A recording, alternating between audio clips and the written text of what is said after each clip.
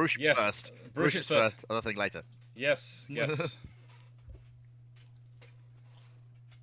Hello, everyone. So, first off, questions live and the button works. Secondly, the reason we're a bit late this evening, we were A, getting bot to work, and then B, I thought I'll go, do the usual before a live starts, what you do sensibly. And I asked someone who was asleep if they wanted to go do theirs, and they didn't wake up. And then, after I'd gone and got back, then they needed to go. So, you and the Foo and everyone's been waiting on someone who is completely and utterly unrepentant as ever. The dog. You don't care at all, do you? You don't care at No. all. So, No. questions are live. I've got a stream deck and everything working, thanks to Runon. So also thank you to Runon. Hello everyone. And you're now getting up, are you? Okay, alright. Hello, everybody. I'm also here. Yes, the Foo what is seems to here. be basically a thing now. I'm just here now. I'm just Bruships now. This is the thing. Yeah, Foo's just joined us. It's fun. It's fun to have people. Yeah, it's currently sort of hello everyone. Hoping the questions are now working and the system's now working. If it's not, Runon might how do I put this politely? He'll poke it. Runon might He'll go poke absolutely, it. might absolutely go insane. It is an IKEA channel. Devotion is fine. Yeah, we are trying for Kalaxes. We are everything so we can get the books out of boxes and start doing things properly. We are all being well. Fleet might have a job by the end of the month if if I get a good result on. I had a pre-interview this week. Yay. And that apparently went well. So I'm waiting for them to get back to me on Tuesday, Wednesday, see if I get to the next step. Fingers crossed, all being well. I'll be one of those customer service Johnnies soon on the telephones. Okay, can I pull you into the voice chats, Runon, so I can get you through current row? It's just the trouble is it's a direct phone call between me and Fleet. This is what we are. That's really easy. Can you do it? If you add friends. Let me just see if I add friends to it. Yes, that should be able to. Let me just hang on. Let me just and then unless that's already part of the thing, I think this should work. This should work. He says, pulls trigger. Yes, hello? There we go. Haha, excellent. Hello. Is there a second person? It worked. Is Runon there? He is, yep. I think. Yeah, good. Right. See, I think things don't occasionally work, but when they do... One thing, just so I can check something, Dr. Clarke, can you send me a screen cap for your questions, your next question button? Yeah, I can do. Thank you. Alright, greetings all, it is I, Runon. It is him, Runon. Your friendly neighborhood, or serverhood, Sparky and Erstats bot rank. We have a new version of Powder Monkey now deployed. Biggest feature for y'all in chat is that your questions will now go into a queue system run by StreamerBot. Unfortunately, there is no way to bring in Discord questions into this queue system because the integration between StreamerBot and Discord is very limited. However, the way this queue system will work is Dr. Clarke now has a button on his desk that will allow him to release the next question in queue. This will help him and any other guests that he may have on Bruships to regulate where they are in the line of questions that get submitted. And in the future, once I figure out exactly how to implement it, it will allow us to timestamp the questions from YouTube and or Twitch when they are answered, so that you can just, if you have access to the Discord, be excellent. Yes. Just click on the link and it will take you to more or less, based on experience in the other channel that does this, more or less right about where that question is being answered. You may have to fast forward or rewind a little bit to get exactly on target. All right. Additionally, there is now a commands feature that will, when as long as it is active, will implement or will put in chat the line of commands which are available to you. There are now 3 commands which will get you into the queue when the queue is active. They are all leading with an exclamation point, and they are Q&A, query, and question. Capitalization, I do not believe matters. On Q&A, we are using the ampersand or and symbol, not the word and. Let's see. Additionally, there is a setup now where Dr. Clarke can put up a message in OBS that will display on stream to show whether questions are open or closed. And there is a message that will be that in Twitch will be a reply in Discord, or excuse me, not Discord. YouTube will just be a general message that will inform you that questions are closed if you attempt to submit a question while the queue is closed. That is pretty much it. There's going to be some other updates when we get to that point. But for right now, that's how it's set up. And hopefully it works well. And we'll give it its first test now. Dr. Clarke, if you could hit your next question button. I hit it. Do we has question? We have questions people have added into Discord, but yeah, direct to Discord. But the next question button doesn't appear to have worked so far. I have sent you the updates for those things. Yeah, I did see that. So we'll start hammering that out, and we'll get started with what people put into Discord. Suppress does that. When you get a chance, Dr. Clarke, can you send me a screen cap of your streamer bot? I've done that on this chat. Tab? Next question. No, the bot, streamer bot, not stream deck. Stream bot. Action stat for the question release. Wayne's World and Science of Technology, I will need to actually make up a set of generic instructions. And then send them over to you. There's a lot of stuff. Essentially, there's a lot of interlocking dependencies with the way I've got it set up. So multiple things have to be changed, but I can do that. Yeah, this is the thing is, what Runon doesn't say is they're rapidly developing a system whereby eventually they're going to produce their own app company, which is going to be in massive demand by all streamers, because it's basically going to do all the stuff for us with us just in programming in a few things, and then become a multi-billionaire. Yeah.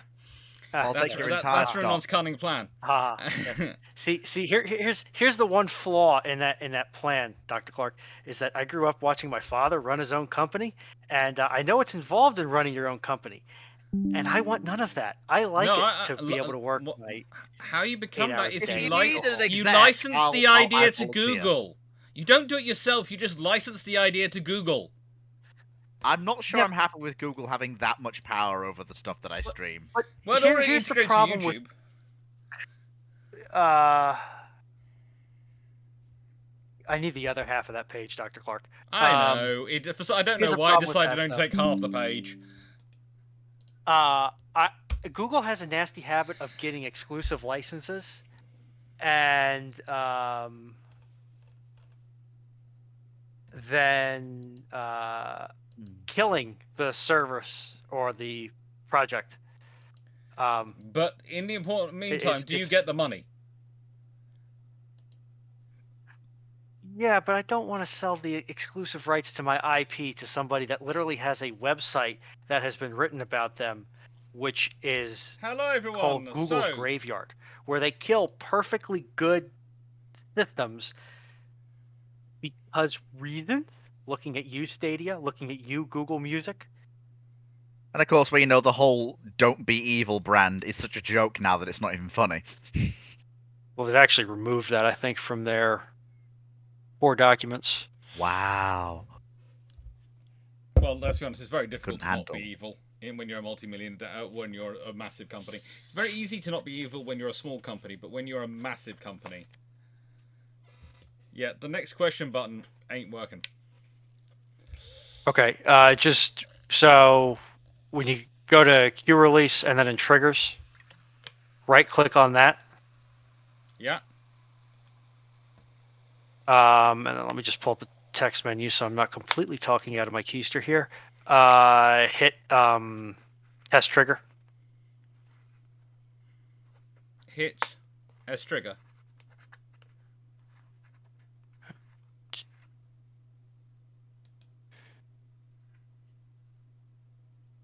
That's very weird.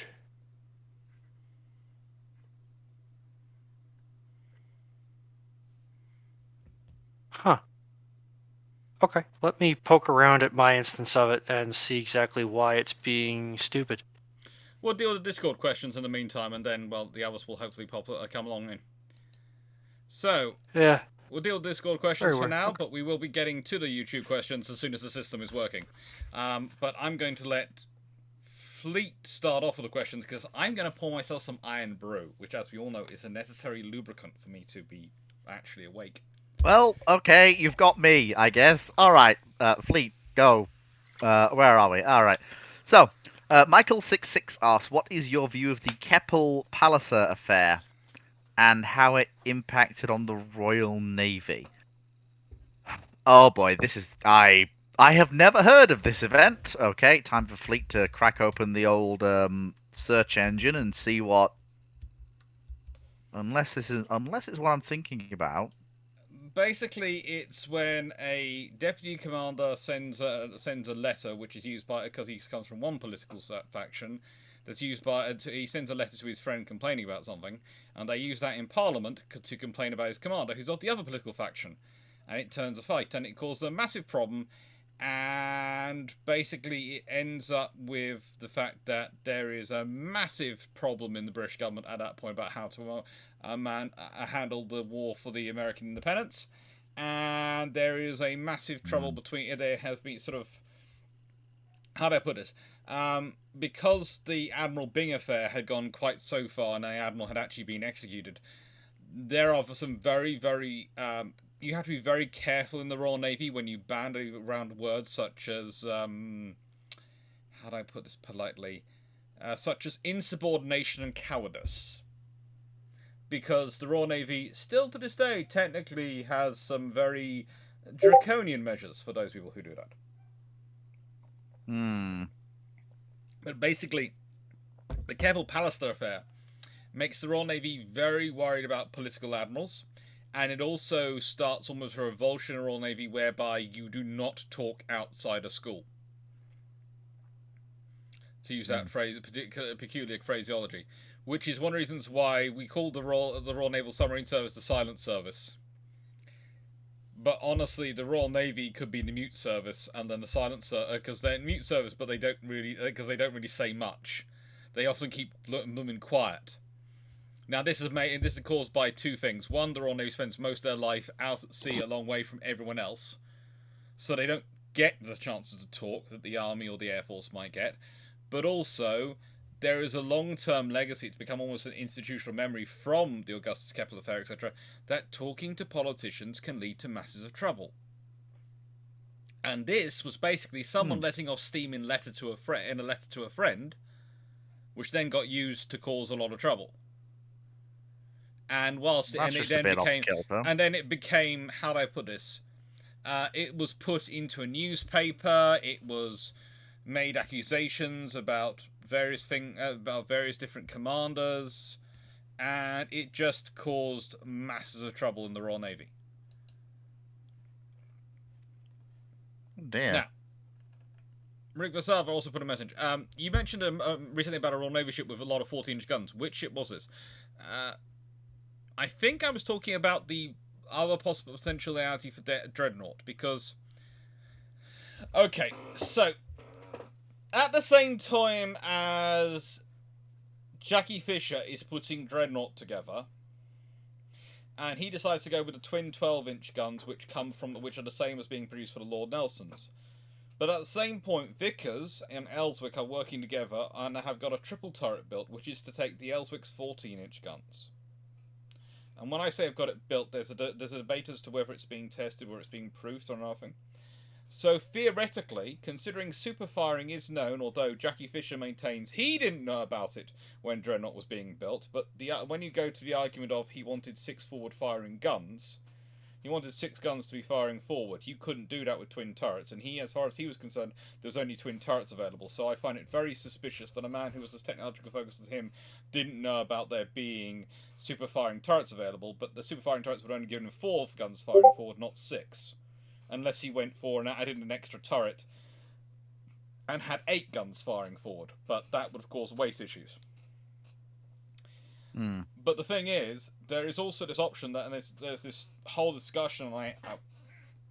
Honestly, I've had this discussion with far more senior historians than probably most people would like to think me having alternate history discussions, because the discussion point is, and this is probably an apocryphal tale, that the guy who was in charge of developing the triple turret program for Vickers and the 14-inch missed the train.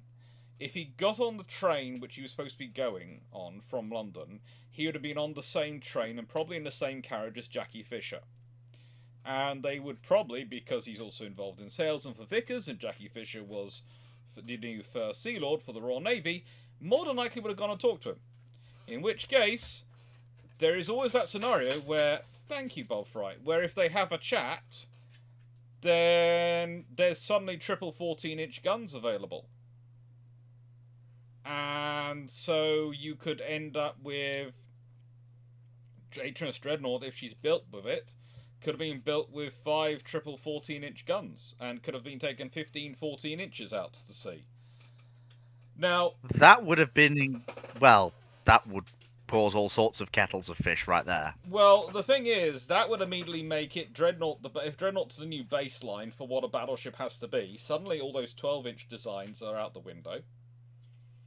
Yeah, which is going to cause an awful lot of problems for everyone. A 21-knot ship, but also, let's be honest, if she's got triple turrets, and in that kind of arrangement, she's going to be longer, but also slightly beamier in the main hull, which means she could actually take some more boilers and might actually get 22, 23 knots. You could even see it potentially pushing up to 24 knots. Not a dramatic speed increase, but 24 knots. And so the worst case scenario, this is the scenario put forward actually by a very senior historian in discussions. One thing I've learned, and a lot of you will learn at some point in the future, is that a lot more senior historians than you think get involved in this sort of thing. Trust me. Yes, they're quite disturbing on that one. It said it would be, if it's a 24, if a Dreadnought is a 24-knot, 15, 14-inch gun ship, just think about what everyone else has to build to respond to it.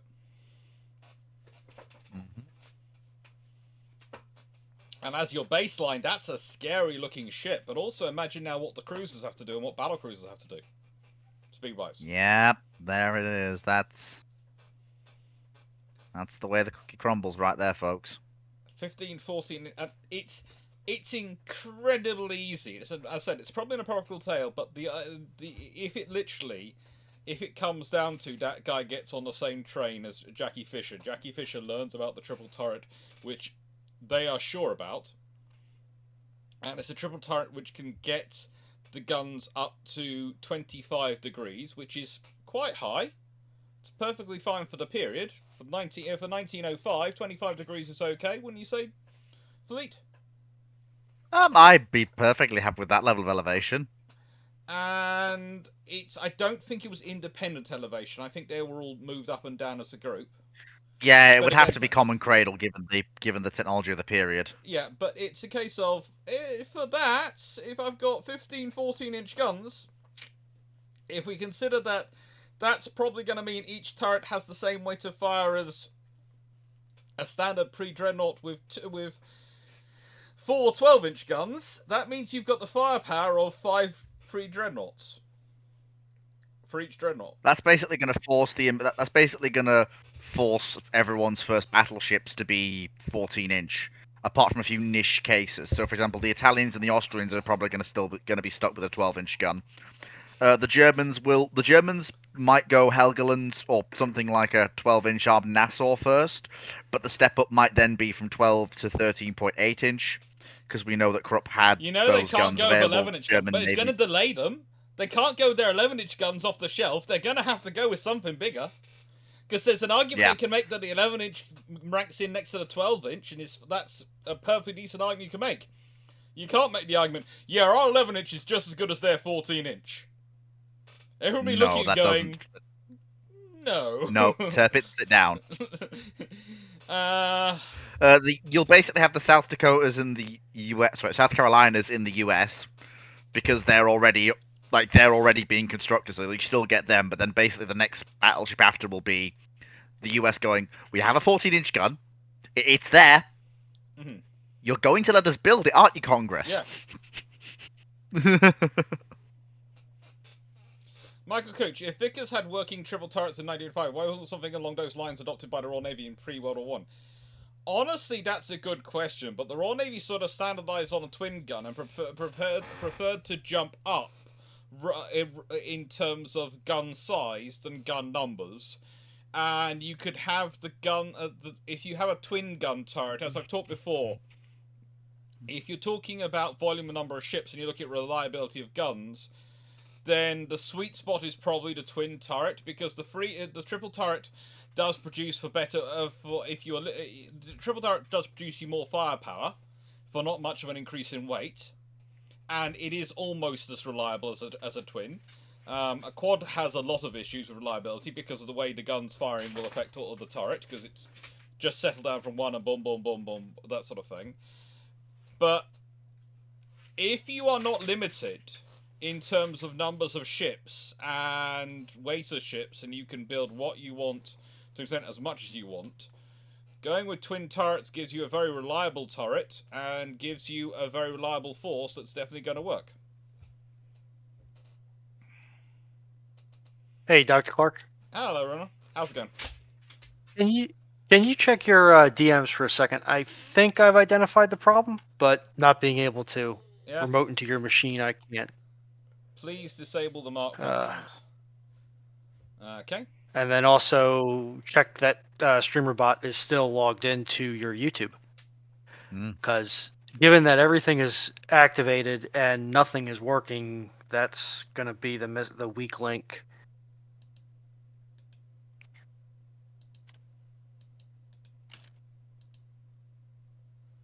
That one, all done.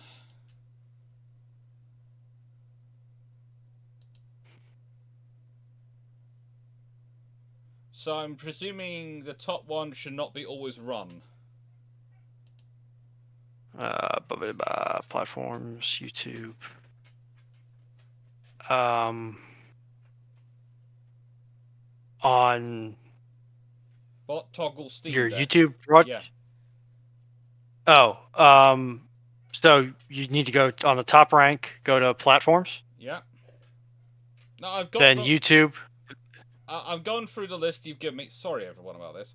You give me a nice list, and I've gone through, and the ones marked with red I've turned off. Yes. Now I need to give me a new screenshot here. I just need you to check that your YouTube account is still signed in, because given that nothing is working, that's the next weak link in the chain. Okay. Platforms. YouTube. Yeah. Says it's signed in. Account. Sign in. Huh. Sign in. Connected. They're under auto connect. All settings. Okay. Interesting. All right, carry on. I'm going to test one more thing, and then if not, we'll either revert to the prior version or we will revert to sneaker netting it. I am not certain why this is decided. We have the other things working. It's just the next question queuing isn't working, which I would consider quite a good success. And please, everyone in the chat, please do say thank you to Runon, because Runon has done an absolute massive amount of effort into this. Because we had the idea a while ago, and it's been a case of I was supposed to be able to help and talk and work with things with them, and I haven't been able to because I've been moving house and dealing with things like, well, last night we had the boiler, not just the boiler turned off, it decided to get very cold, so I had to find the radiators, which was somewhere in the boxes. And for some reason, don't ask me why, the radiators were in different boxes in different rooms, and the brackets which hold them onto the walls were in other boxes in other completely different rooms. Just amazing. It never changes. It never does. Carl, why are you banned from our Discord? Calvin Gasberg? Yeah. If I remember correctly, they managed to upset quite a lot of the admins repeatedly. Okay. There must have been a reason for it. If I remember correctly, basically every one of the flotilla leaders ended up getting annoyed with Carl. Carl managed to do a universal annoying them all. I'm not sure how. I can't remember the exact one. All I remember is that every single one of the flotilla leaders was like, no, no, no. Congratulations, I guess. We may have to revert to the old version. Okay. Yeah, hang on. I'm testing. We'll get on with some questions, and then don't worry about it. We'll sort it out. We'll fix it. So, with the future October Tiger Cubs video, would enough of these cruisers be able to save some yards such as Thames Ironworks? Yes. In fact, honestly, Thames Ironworks should be being one of the ones used. Don't you agree, Fu? Considering they can build battleships, they'd be a perfect one to build such a cruiser.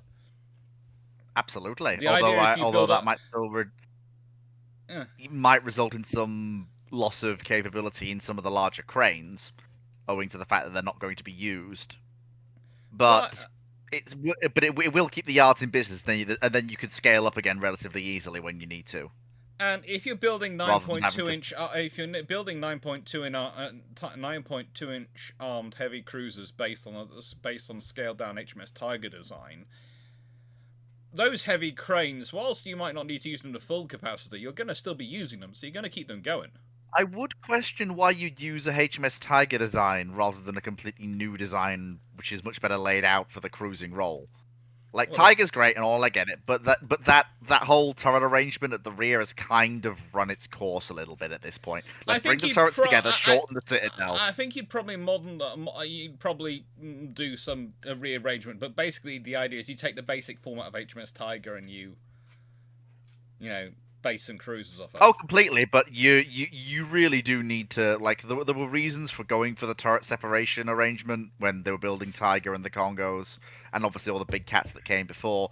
But by the time you get into post-World War I, you're looking at armor thicknesses going up, you're looking at all or nothing coming in. You really do need to bring those two rear turrets together. Yeah,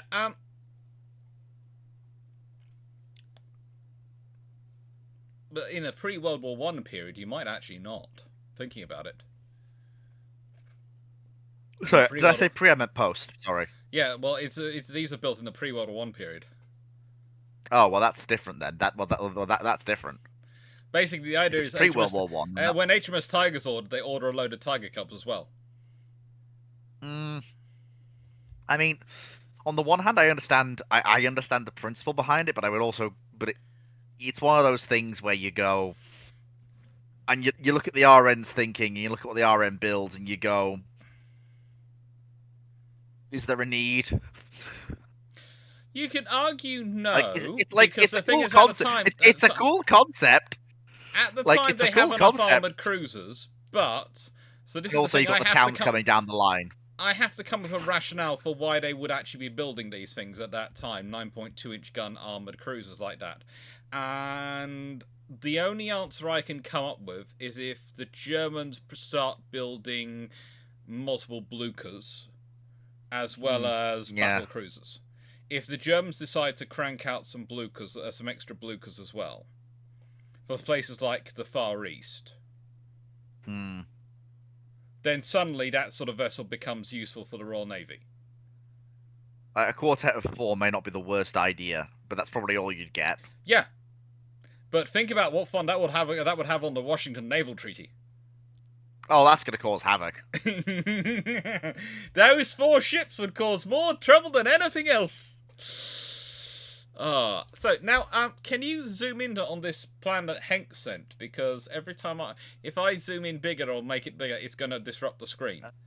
And so tell me what you think. It's done for a 25,000-ton standard battleship. And while you're read that. While you're zooming in, I am trying to zoom in. Hank's plan, because you can go into Discord separately and look at it. I will have. I'm doing it. I'm sorry, Chief. There's no way. The quality's not high enough. I can't read it. Hank, can you try it again? As well. Can you rotate it and try it again, Hank? So we can try again. Because for some reason, I can't expand it more than this on here because of my system. So and I just can't. I've zoomed right in. It's not happening. Yeah. It looks interesting from what I can see, but I can't really see enough detail to be sure, Hank. Question 2. With 4 CVA-1s built, do you think it would be more likely that the Tornado is designed from the ground up to be a carrier plane first, especially if the French join in?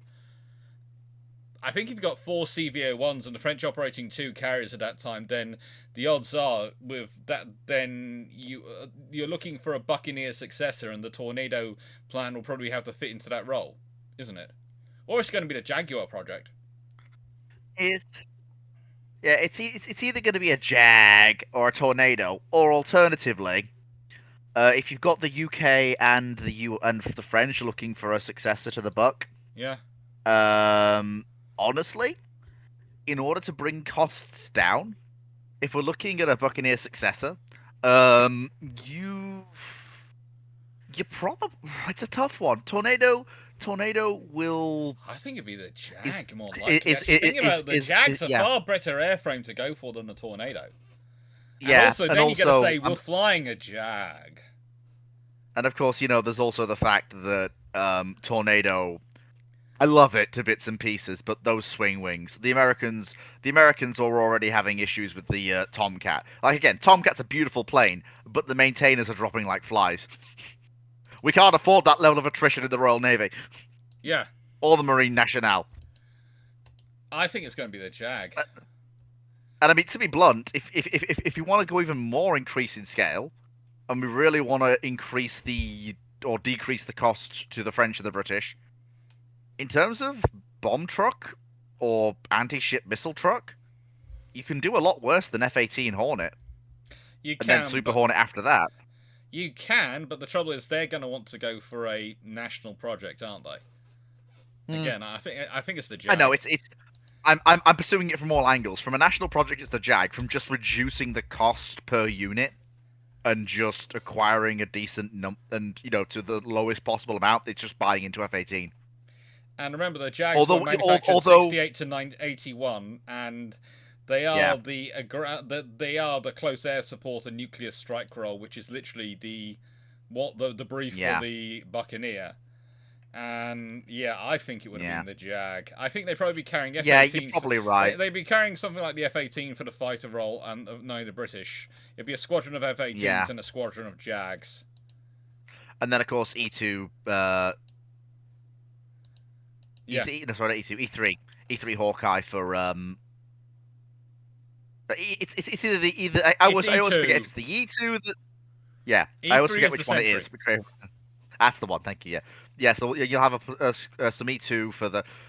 You might see some joint British and French proposal to replace the Bergeret and the Gannet with some form of ASW platform for both navies. Try and keep that national as well. Mm-hmm. Although they may, because bear in mind, Viking is many things. What it isn't cheap to run. S3 Viking is a hell of a platform, but it does have problems. I just the British were already looking at going for all helicopter force ASW wise. I think they just go all helicopter. Yeah, that may be the case. Although then again, thing is, if you've got that many if you've got that many flight decks, aka 4 British, possibly 2 to 4 French, the costs may be worth it to stick fixed wing. Yeah. Because fixed wing ASW does offer you a reach out and touch potential that helicopter ASW doesn't give you. Also, I'd say if the British are operating for a carrier. 4 and the French are operating 2 carriers, etc., there's enough a sustainable, large enough carrier force there going on that who knows what other nations have dropped into that carrier force world. The Italians might choose to make the jump to Katabar in the 90s. Yes, and well, the Australians might continue operating carrier. Yeah. Especially if what condition was Art Royal in when she bowed out? Not great. I don't think she'd have been sold to the Australians. No, so Art Royal's not really. But they might have bought a CVA-1. Yeah, could have done. If we're building 4, India may have bought into that. Yeah. Like in India, because India settled for getting ramp carriers, but if the CVA-1s are being built in ever larger numbers, the price range may drop enough that India might consider buying 1, maybe 2. Yeah. Or they might buy 1 built in Britain and 1 built in India. Yeah, it could be. That's what they could try. The 1 built in India will take forever to build as they're getting the yards ready, but they'll still do it. Draconide, thank you for the support for Kalax. Okay. Now looking at Dr. just Clarke, before Runon, just quickly, I've managed to get it up and working, and looking at this picture, for a standard battleship, that's 300 millimeters, 145 millimeters, I think, 100 millimeters on the top, so 4 inches on the top deck, then a 50 millimeter secondary deck, inner armor. It looks fairly good for a standard battleship, considering it's going to have 12-inch to 14-inch guns. Yeah, that'll do. I'd prefer it slightly thicker armor, but there again, I'm in the standard battleships. They're designed for slogging matches, not for speed, and so that's why I always want the thicker armor. But that means I've got up to that point. Okay, so I've done that one. I'm going to put a smiley face on that one to remind myself I got to that, and I've got Channel Lords as next. Runon, I interrupted you. I'm sorry, but I was just making sure I knew where I was. What I'm going to have you, or ask you to do more accurately, is to right-click on Powder Monkey, 0.06, where it has the submenu of Q. Just dump it into default. Yeah. Instead of the Powder Monkey queue, and then click Always Run.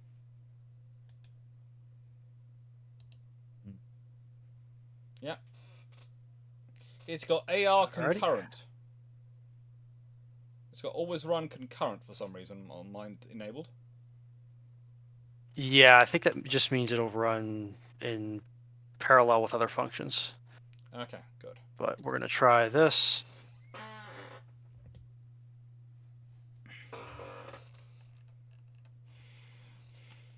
Henk has sent more pictures, good, so that we can check them later.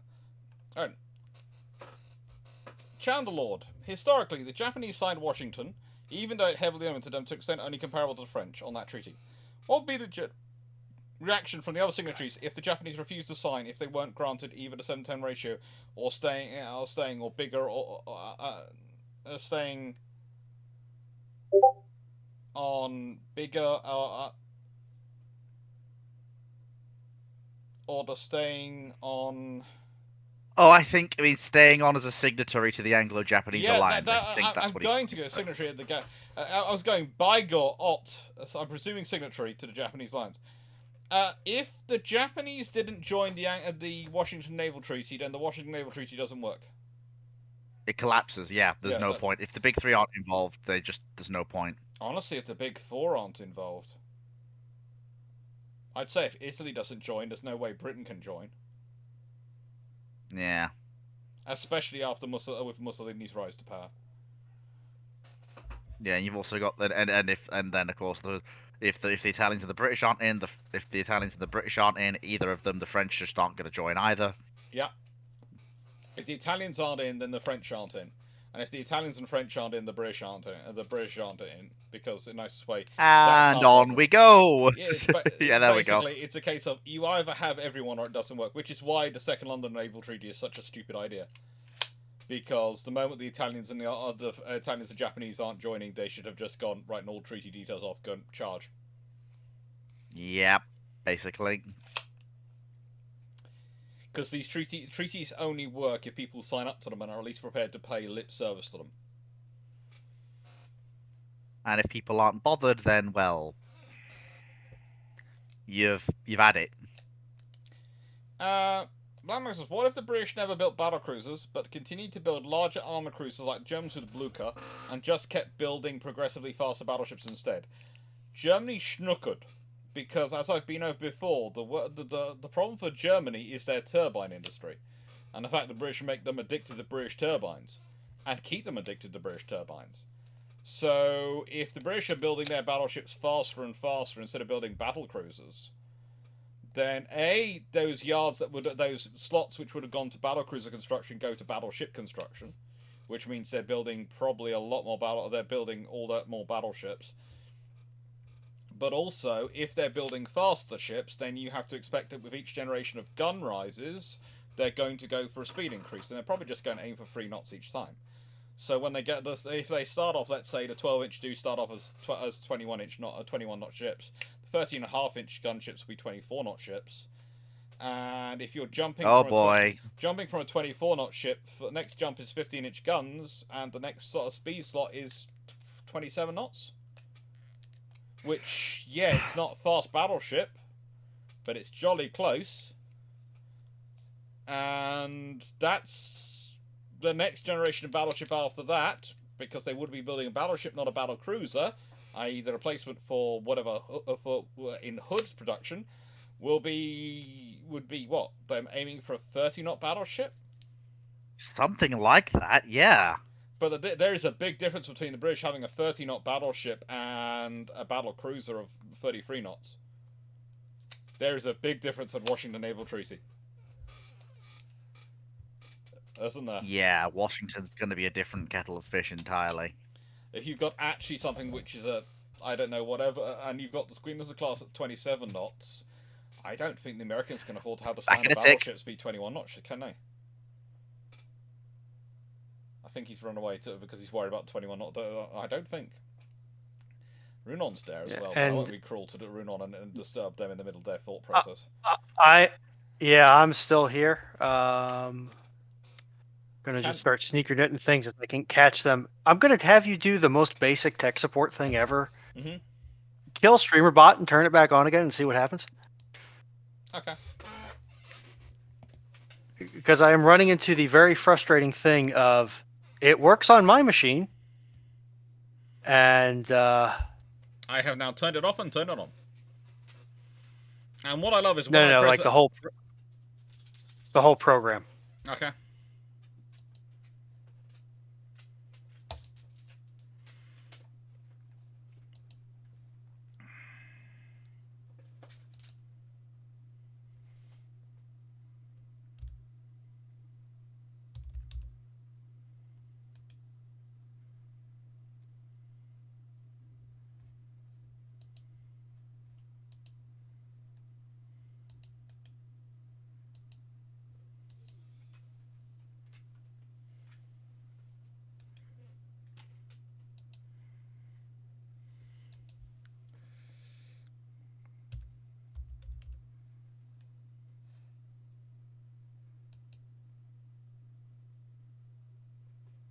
And it's now turned on.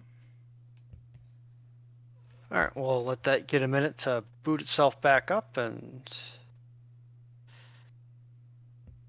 I had a question appeared from Night Six. Well, you know that was you putting it on. Yeah, that's me. I'm attempting to sneaker net things. As I juggle multiple hats. Okay, good. He entered that in manually.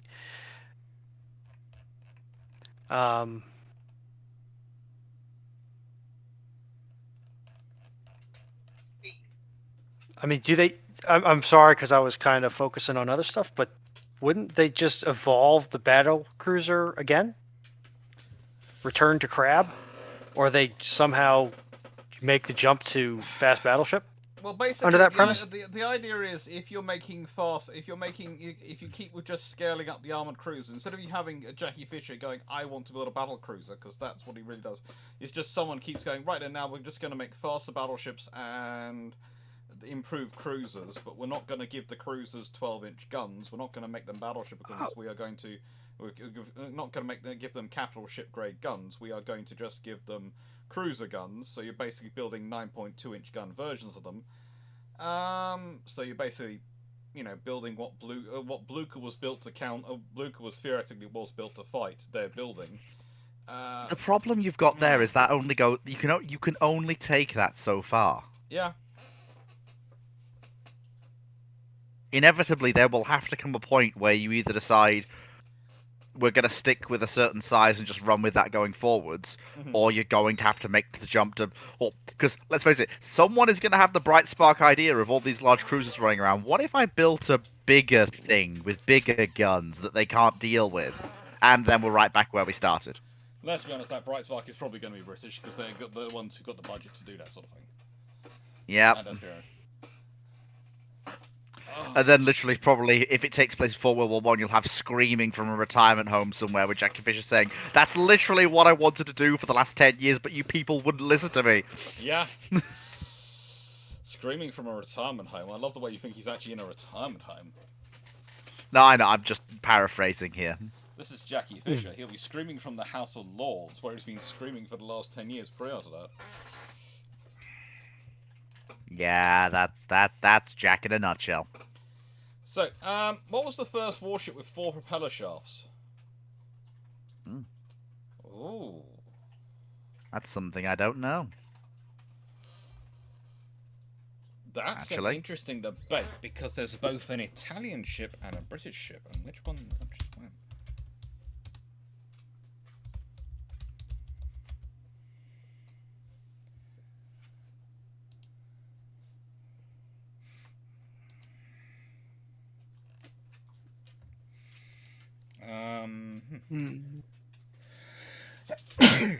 Now,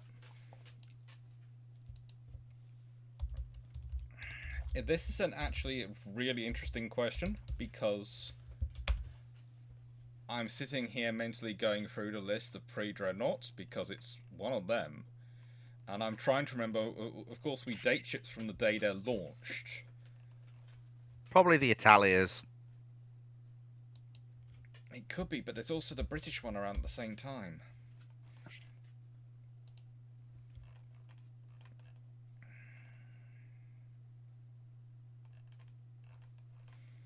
So you think it's the Italias?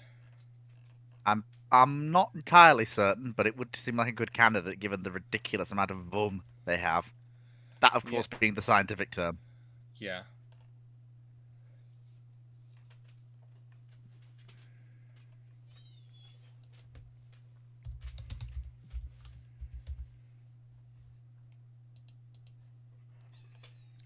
There's also some cruisers.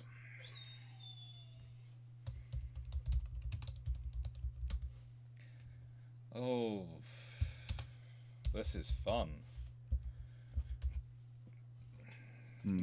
It's all a bit... It's all rather confusing, really. Yes and no. I have a sneaking suspicion. The debate is in my mind. Hello, I'm getting harassed or something by a poodle. Dog. Yes, there is definite harassment going on.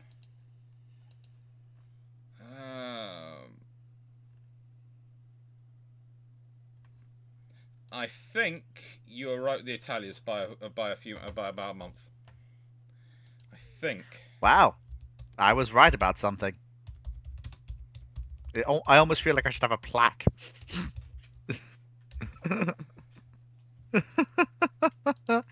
Oh. Well. They do have. They have 4 compound steam engines and 4 screw propellers. I do love the Italians because they're basically absolutely nuts.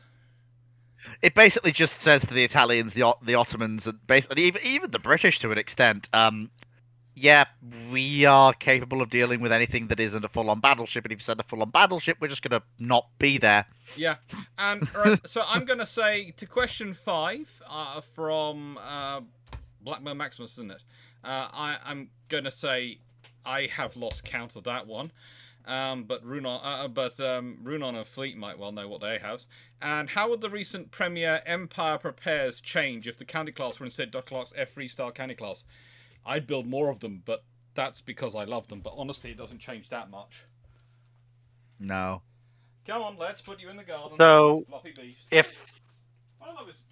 if we're dealing with vessels which had to have existed on this planet, I think the answer is around 9 steam and steel era, and I'll get you as long as we can count ones that are still on the sprue, and I'll get you the scale in a moment here.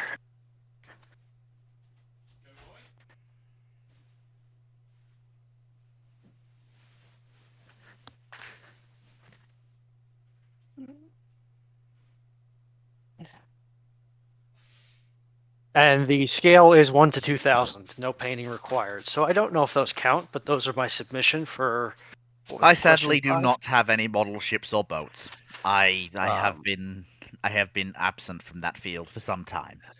If we are going larger than that, I have no clue what the scales are, but I have a number of Lego Star Wars sets. I think that counts. As well as some laser cut Star Wars stuff. And some laser cut stainless steel Star Wars stuff. And that's about where it starts. We will not mention, for the sake of my wallet's PTSD, the sheer amount of GW plastic, which I have arrayed on the desk beside me in various forms of completion. So, yeah.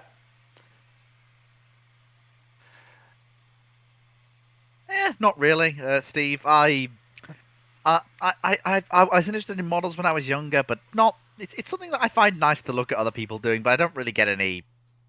It doesn't really bother me not having any. It's not really something that I like. Models that sit there and do not much don't really intrigue me that much to build myself. I don't mind looking at them, but I don't really fancy building them myself. If that makes sense.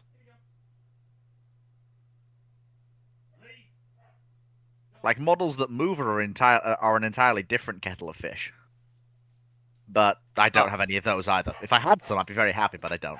Because it costs a lot of money.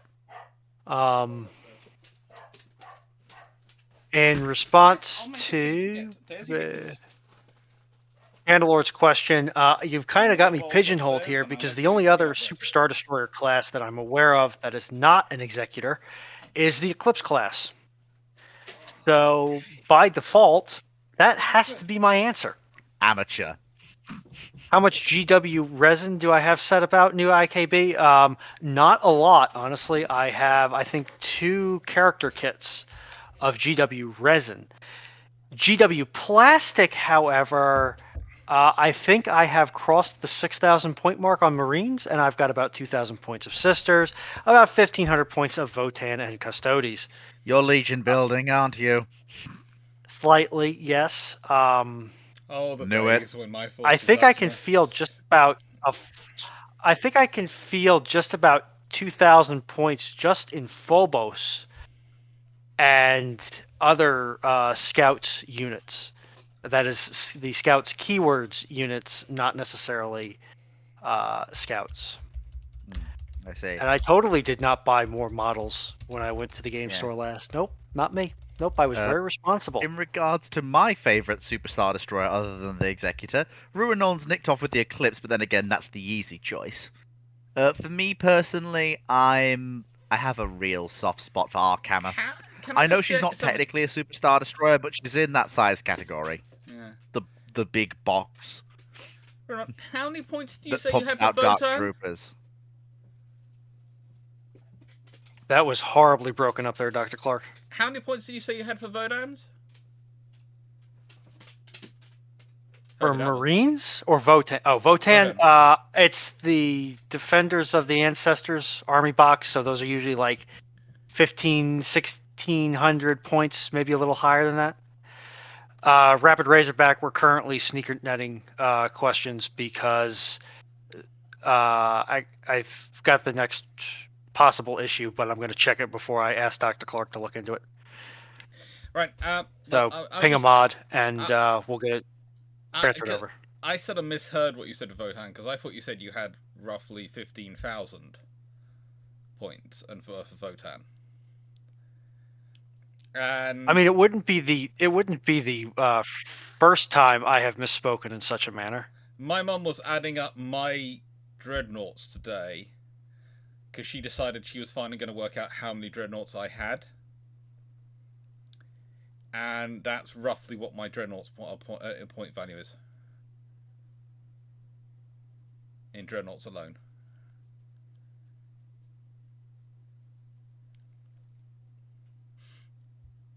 Roughly 200 points average a dreadnought.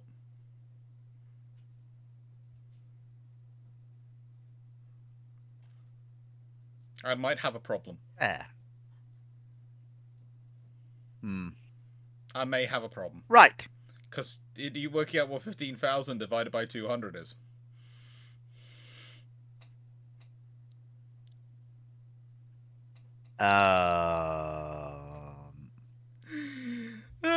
This is the problem of being in a family which also plays Warhammer on a massive scale.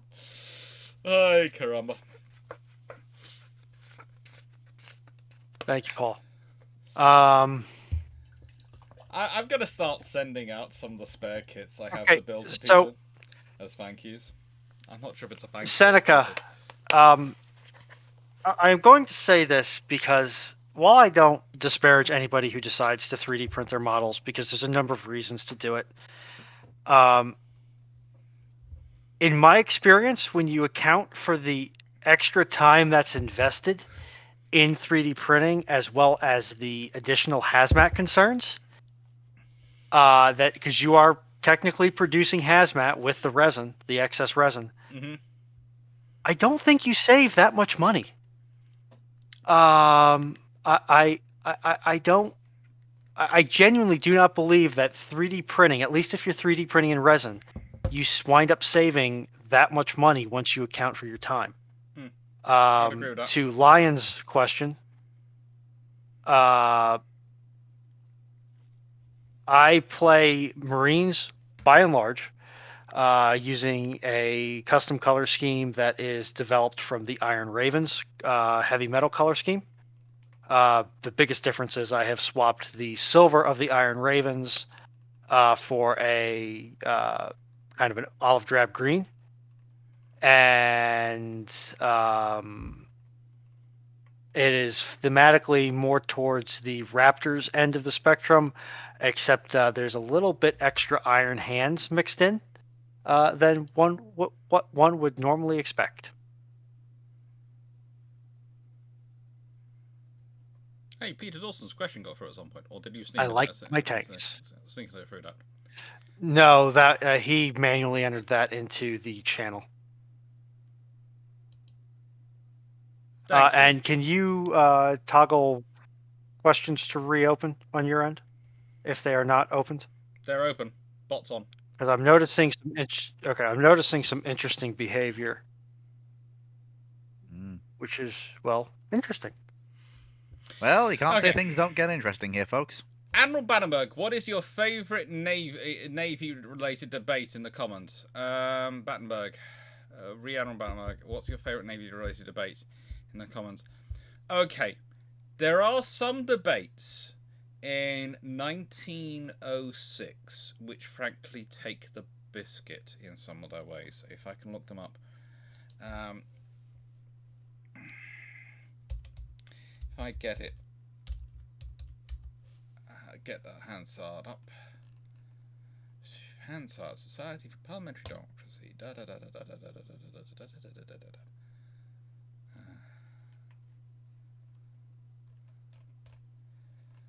I want to search Hansard. I don't want to see a load of weird people. I just want to search Hansard.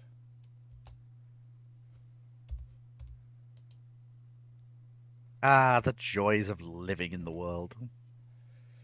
Yeah, and the fact that Hansard has now been, the name's been used by so many different people.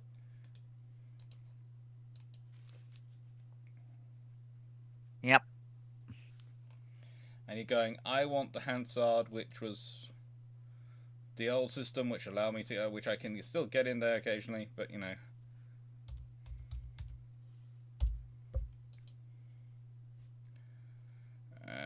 It's one of those things. Yeah, I want the view. Yeah, I want to go back to the ones from 1906.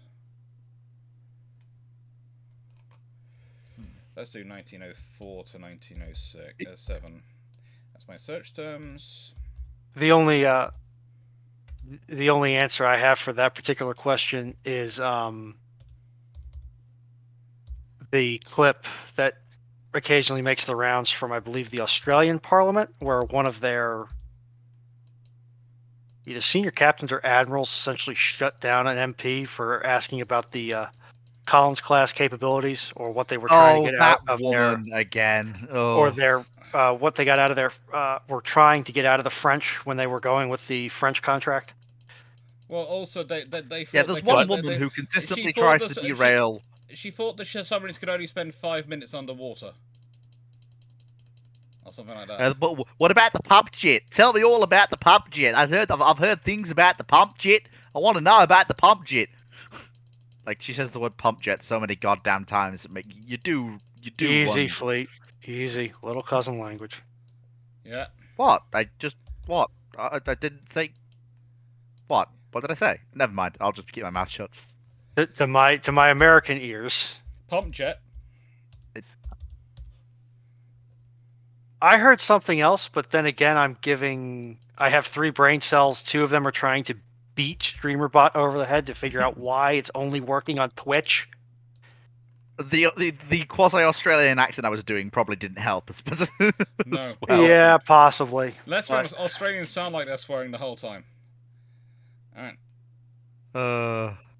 Yeah, that's. If that was unwarranted, sorry, Fleet. It's all right. You had me confused there for a moment. I was like, what did I do? Anyway, moving on. So we've been on this for a while. So probably next question. Let's. No, this is the question. Is okay. Mr. Branston, to ask the First Lord Admiral if he will state what are the particular matters the Departmental Committee, the Admiralty, have received appointment in connection with naval discipline are to inquire into, and will the subjects of disrating, the stopping of men's leave automatically on their beginning and output in the report, and the other punishments referred to in the loyal appeal from the lower deck from subjects of the committee for the committee's consideration report. And then, this is, by the way, the 6th time he's asked this question in about 2 weeks. And Mr. McKenna gives pretty much the same reply. A committee has been appointed to consider the possibility of a scheme for adopting in naval prisons a system similar to that in force in military detention barracks, and the matters referred to by my honourable friend are not germane to the inquiry. The committee is literally entitled Naval Prison Systems. And the guy keeps asking the same question. Are you going to be talking about this stuff and this stuff and this stuff, which aren't anything to do with the prisons? And he just keeps it. And basically, McKenna gets more and more irate because McKenna is over the weeks. It's just quite hilarious.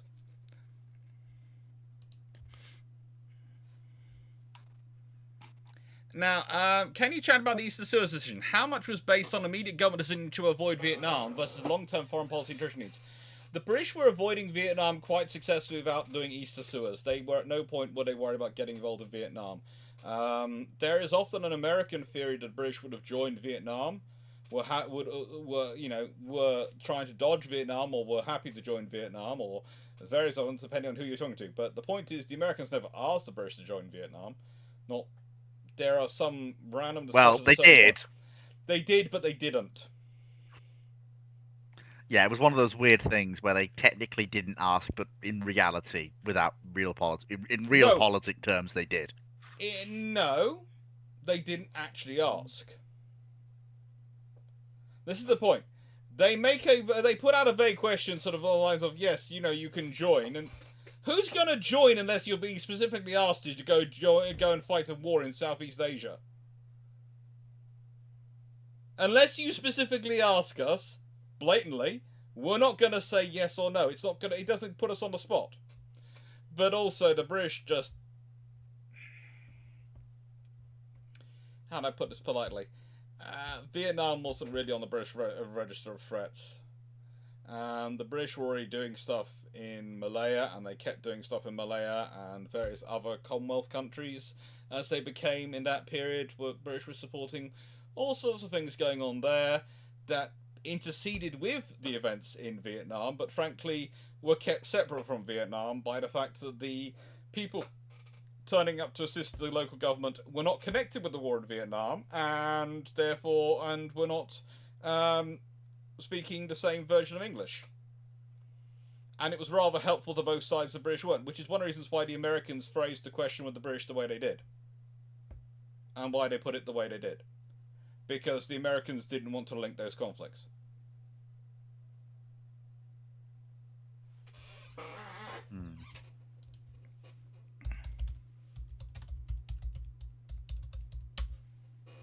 Because you have to remember, the Malaya emergency ends in 1960. And that was a pretty darn interesting conflict, and that had both Australia, New Zealand, as well as the UK in, and that was definitely against the communist forces. And Vietnam and the other issues going on in that area, how do I put this? No one wants to link those conflicts together. And the Vietnam War is running from 1955-ish, pretty much. So if you had, considering the Malayan emergency, whilst it technically ends in 1960, there are still issues and very sensitive issues for about at least the next decade. You can argue possibly 2 decades you can make the case for if you wanted to. Combine that with this is a very good reason to not link. There's a very good reason to not link the 2 conflicts and keep them separate, and to keep the forces involved specifically and visibly separate. If you're an alliance, if you're Britain and America.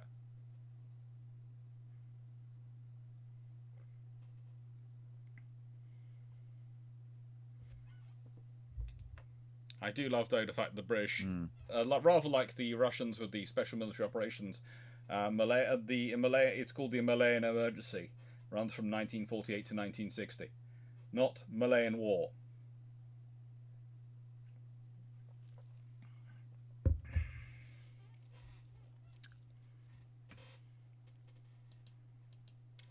But no, the east of Suez is not about Vietnam. It isn't even really versus long-term foreign policy and treasury needs. Honestly, I would say it's a kick in the teeth for the foreign policy and the Foreign Office, because suddenly it downgrades a whole load of posts around the world as far as they're concerned, because they've no longer got forces to employ and forces to call upon. They are no longer technically theoretically the premier ministers in those areas, and it's quite important being the senior minister or the most prominent diplomat in a posting. Your country's considered the firmest ally, so you're the first call diplomat in that area. That can be very important to your access and very important to your success as a diplomat, but it's also very important to your capabilities, your status within the Foreign Office. So losing that is quite problematic. It's basically the Treasury, and it's done in many ways as a sop to the Treasury by saying we're no longer going to do this, and then governments keep doing it, and they keep having to fund things through contingency funding or taking the money out of the defense funding which was supposed to go to other things, and that's one of the reasons why we're in the trouble we are today. Because I don't know if Fu would agree with me on this, but basically they made the decision of we are no longer going east of Suez, and we have still been going east of Suez quite a lot and quite high profile. Mm-hmm. And it's like if the current government suddenly turns around and goes, we're no longer going to be operating east of Suez. So when's the carrier group are going to Japan? Well, they're going to go to Japan next year. They're going to go to 2 years after that and 2 years after that. Japan's east of Suez. Yes, but it's also west of Britain.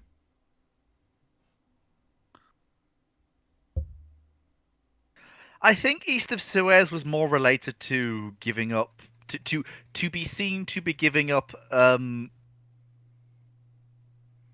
sort of Britain's old imperial role.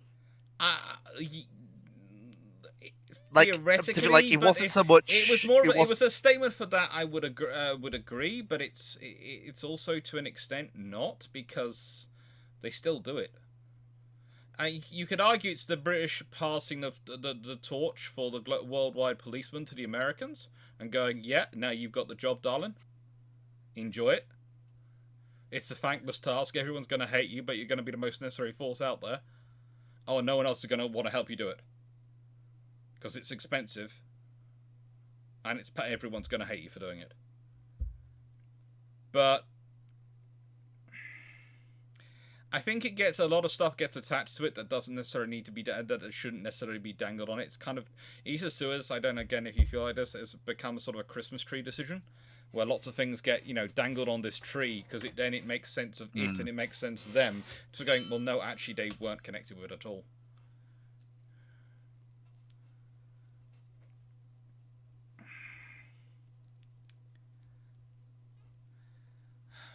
But, yeah. Sorry to speak over you there, but it's fine. It's one of my fun things. It's one of my pet foibles, that one.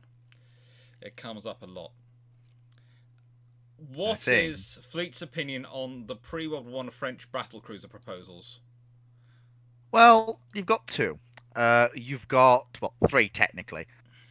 You've got the Gillies design, which is by far the most extreme, which is basically a Normandy pushed as far as it will go in terms of speed, with a reduction in armor plate, which is it's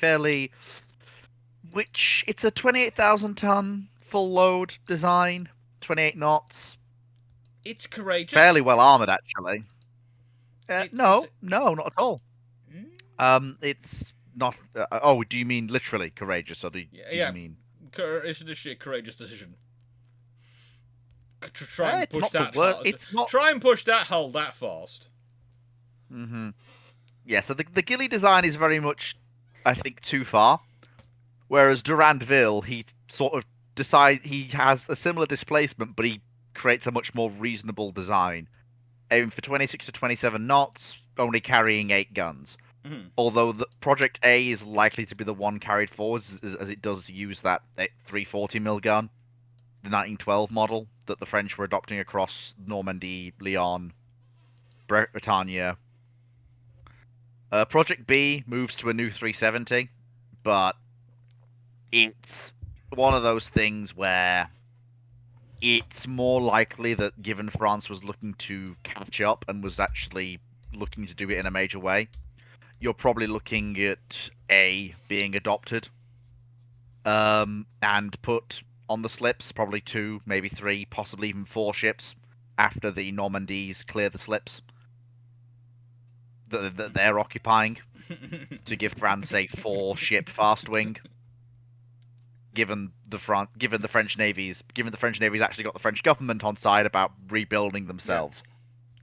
Yeah. And please, I wasn't going to get the French Navy.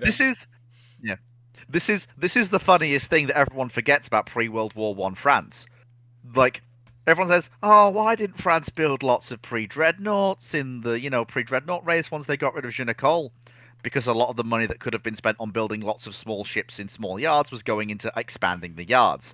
And then it all comes together just after the Britannias are laid down, and the French go, right, everything's in place. We're going to build 15 capital ships at once, and we're going to do it now. And they just absolutely drop the hammer.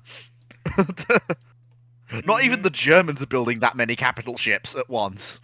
all at the same time at this point. Yeah. And then you've just got like it's actually kind of silly.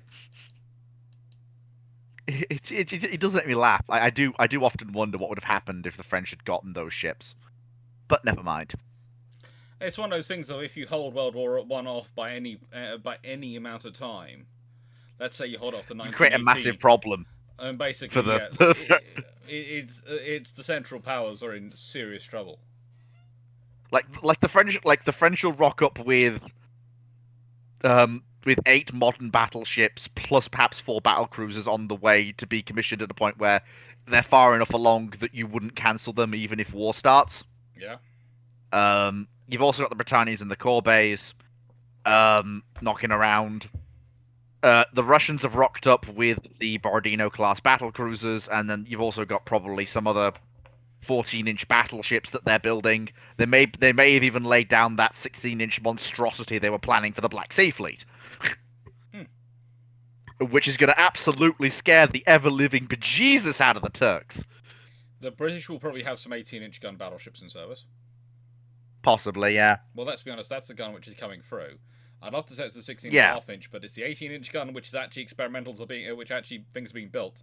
And if Agincourt is what I suspected would have been a 18-inch gun ship, then she's in service.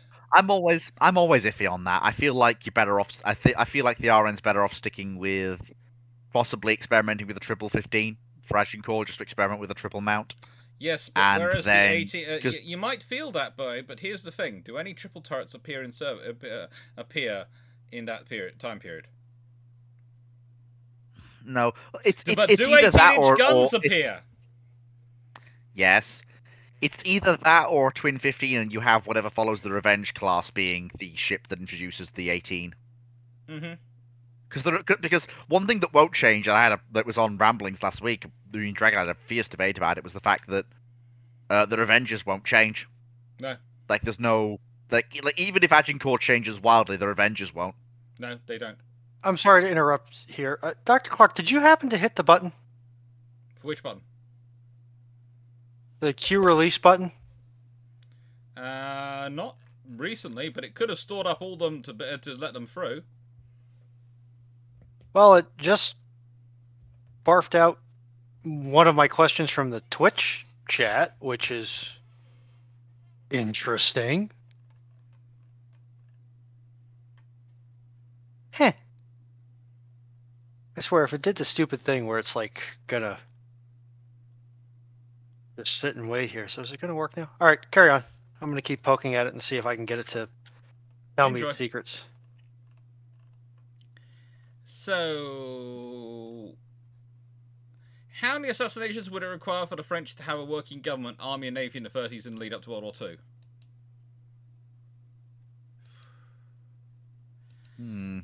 I mean, I'm not saying me and Fu would go back for a 50 cal and just turn up in the house in the various parliamentaries, organisations they have around the country, and just go wild. But I'm saying it might require a wholesale changeover.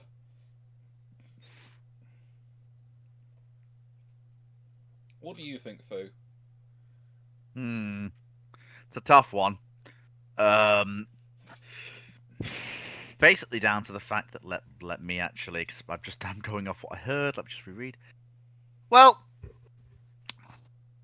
problem is what the Soviets gain literally nothing from backing out of Ribbentrop, and stand to lose everything, because if they don't take what is agreed to be theirs, the Germans will take everything.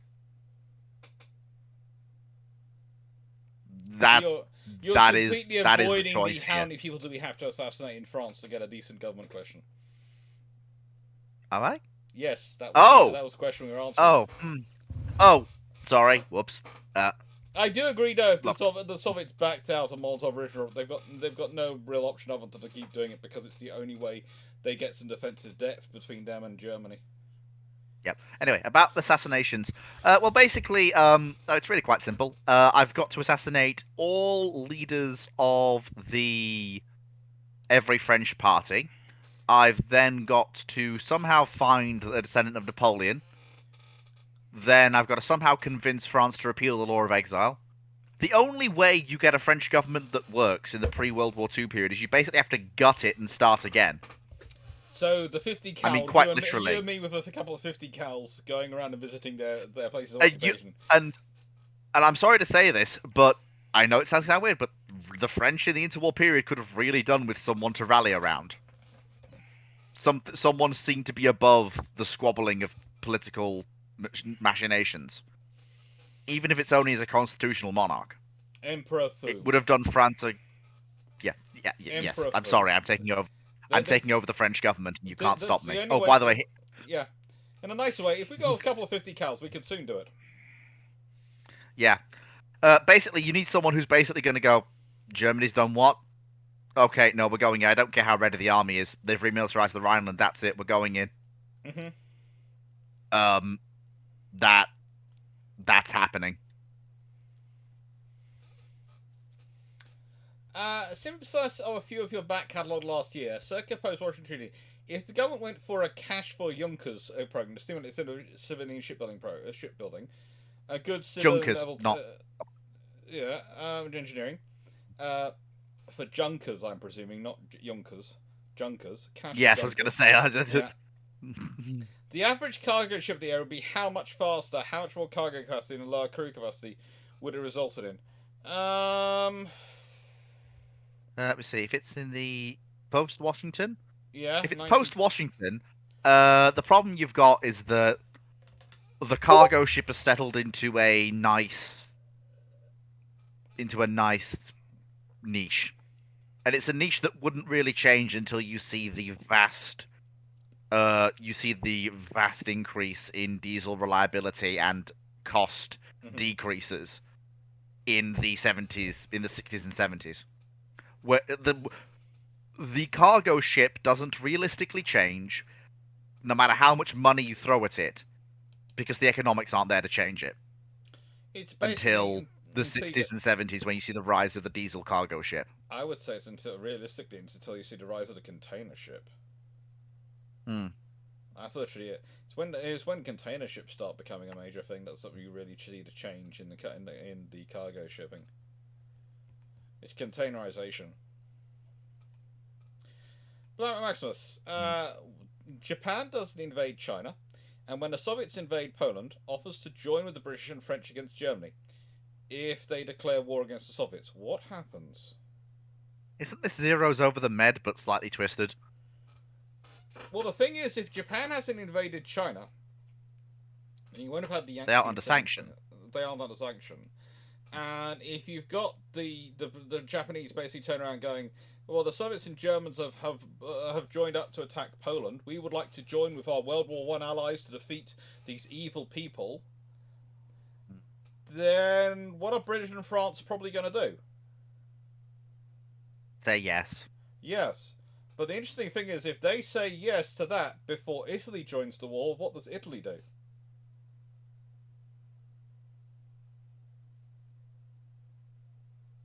Italy just doesn't join the war. Because that's not a winning proposition.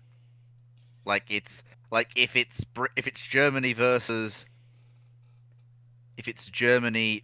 Britain and France, and then France has fallen, that's why Mussolini joined what he does. Because as far as he's concerned, the war is a year away from being completed.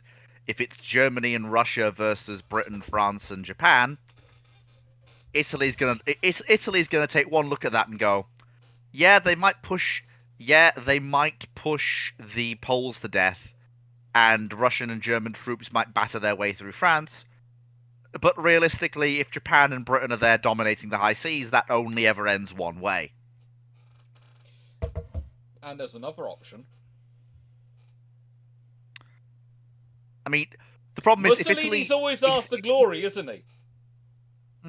That is true. We could join against... And of course, fighting communism... Germany's taken over Austria.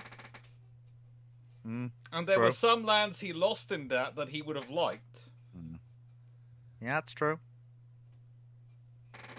And that definitely changes the German invasion of France plan, because if you've got the Italians coming into Austria,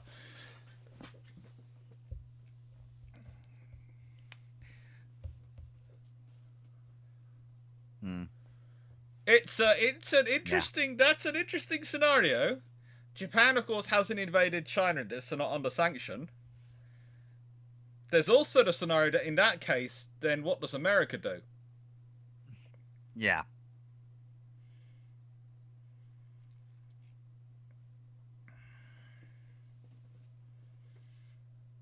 And by the way, hello everyone who's joined the chat now, who's chatting away. It's one of those weird things. I'll be back in a minute. That's a think. He's gone off to his thinking throne. That's where he's going. And while Fleet's having a thunk, I'm going to continue to apologize for the powder monkey, which I tested extensively last night, and it worked. Now not working. I love technology. It's great. And Knight, I have that question is in the Discord queue, so we'll get to it when we get at it. I have now a new stream to upload and integrate. It may break your buttons, but it will copy a lot of that functionality into the chat, so it's much for muchness at this point. How large would the Admiral class be if they were triples instead of twins, and how could this affect things? Even if only Hood is built, coming from Blackburn. Well, that's a fun one. If it's not a massive increase if she's triples instead of twins, but it does mean she's going to be on with 12, 15-inch guns. Now, it's going to make her beamier, which means she's going to have to be longer to accommodate the extra beam, so she's going to have to be even bigger. Which means the British will have to do some yard upgrades as part of introducing her. So that will be part of the program because they will have to have done that. And there are some yards which could still take her if she was slightly longer, but it's going to be interesting. The main thing you end up with is if HMS Hood has 12, 15-inch guns and is 33-ish knots ship. The Americans already considered her equivalent to a Colorado class because of her speed. If we consider the Colorado class's firepower of a fairly decent, but still only 8 16-inch guns, so she now has 12 15-inch guns, so she has more firepower than them. And she has a top speed of 33 knots, so she's 12 knots faster than them. I'm going to say they're going to consider her better than a Colorado. In which case, there's going to be a huge debate on Washington, because the British, remember, still want their 16-inch gun ships, and the Americans are going to be absolutely scared. Plus, she's going to be even bigger. She is going to be probably rocking 46,000 tons in standard. Can they still build her in their yards? Because I know dry docks were the British could still build biggest constraint. It's not a case of there is the yard space. They could still build her. As I've said before, it would not be the first time. It wouldn't be the last time in World War I or World War II that the British, when they wanted to build something bigger than the slipway would allow, they knocked down the houses behind the slipway and extended the slipway. I mean, they did that with Hood anyway. Yeah. Well, not so much knocked down as just her bows were literally hanging over the houses in question. Yeah, her house literally they knocked down some houses for her, but her bows were they just knocked down more. Honestly, if they've got to build her slightly bigger, that's not going to bother them. And again, if you have to, the main problem the British had when they were looking at the G3s was working out the limitations were the upgrade budget for the dry docks around the world in the wider British Empire. Well, if Hood's that much bigger, then you're going to have to do some work on dry docks anyway, because there's not going to be the dry dock in Malta, etc. that can deal with it. There's only going to be dry docks in the UK that can deal with it. So you're going to have to do that. So that's not going to be a question of, do we have the budget? That's going to be a question of, we have to have the budget. So that means you're probably going to get things like Singapore, probably Singapore, Ceylon, Alexandria, and Malta upgraded, because that would be a nice strand of ones to support any support Hood in operations. And if that's going in process, that's going to change your plans for the battleships the G3 N3 program. If you're upgrading, you don't need to cut down, so you're not going to be deciding so long. So in other words, the G3s or whatever's the chosen for them might be ordered sooner and earlier, in which case they get built. But also, it's going to change the admirals, because if they've got 12 15-inch guns from the get-go, they're going to be beamier ships. So if you want to turn them into battle cruisers, one words, from battle cruiser, two words, which is what they originally built as, then you've got a lot more space to do it.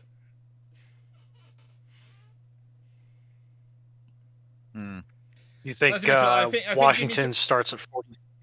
Yeah, I think Washington starts with the Americans being very panicked over Hood, and the British. But do you think they start Do you think they start at 16-inch and 40,000 tons? No. I think what they do is they go, right, Britain, we will accept that thing existing, but you get nothing else. Britain will say no and then go walk away at that point. At which point the Americans. Yeah, that would be my read on it. Essentially, I think Britain's going to say, whichever admiral at this point class they still have on the stocks, they might accept getting at least 2 of those with twin 16s on the same hull. Or they're going to demand that they get a 16-inch. Yeah, they're going to demand Nelson and Rodney. Well, the thing is, I would say the other thing that a spanner I put in your works here is if you're building an admiral class, if your admiral class is so much bigger anyway to involve the triple turret, because they're going to have the beamer to be involved, it's going to be easier to upgrade their armor. So the other admirals might have been more than one of them completed. So Hood might be not the only member of her class. There could well have been 2 of them completed rather than 3 sort of in various stages and then stop because they weren't able to be modified enough and weren't able to be completed. So it's better to start again. They might have actually built 2 of them. In which case you could have 2 hoods, 2 of these 12 15-inch gun hoods in service. In which case the Americans are going to be having kittens. Yeah, it's gonna be an interesting Washington, because the British will not accept not being able to build 2 new 16-inch gunship battleships, and the Americans will have to probably accept them as they are. They will probably have to. In the end, what the Americans will probably have to accept is they get all 4 Colorados. Yeah, probably. But there is and the Japanese are sat there. There is no world where a 16-inch gun, 21 knot Colorado, is considered the same or equivalent to a 12 15-inch gun, 33 knot Admiral. Yeah. And yes, if you sit down and have a slugging match, the Colorado will win. If you're going to have a slugging match, but the thing is, you're not going to have a slugging match when you have a 12 knot speed advantage. There's not going to be a slugging match. There's going to be we were there, we were no longer there, because your rate of speed and advance is so much greater.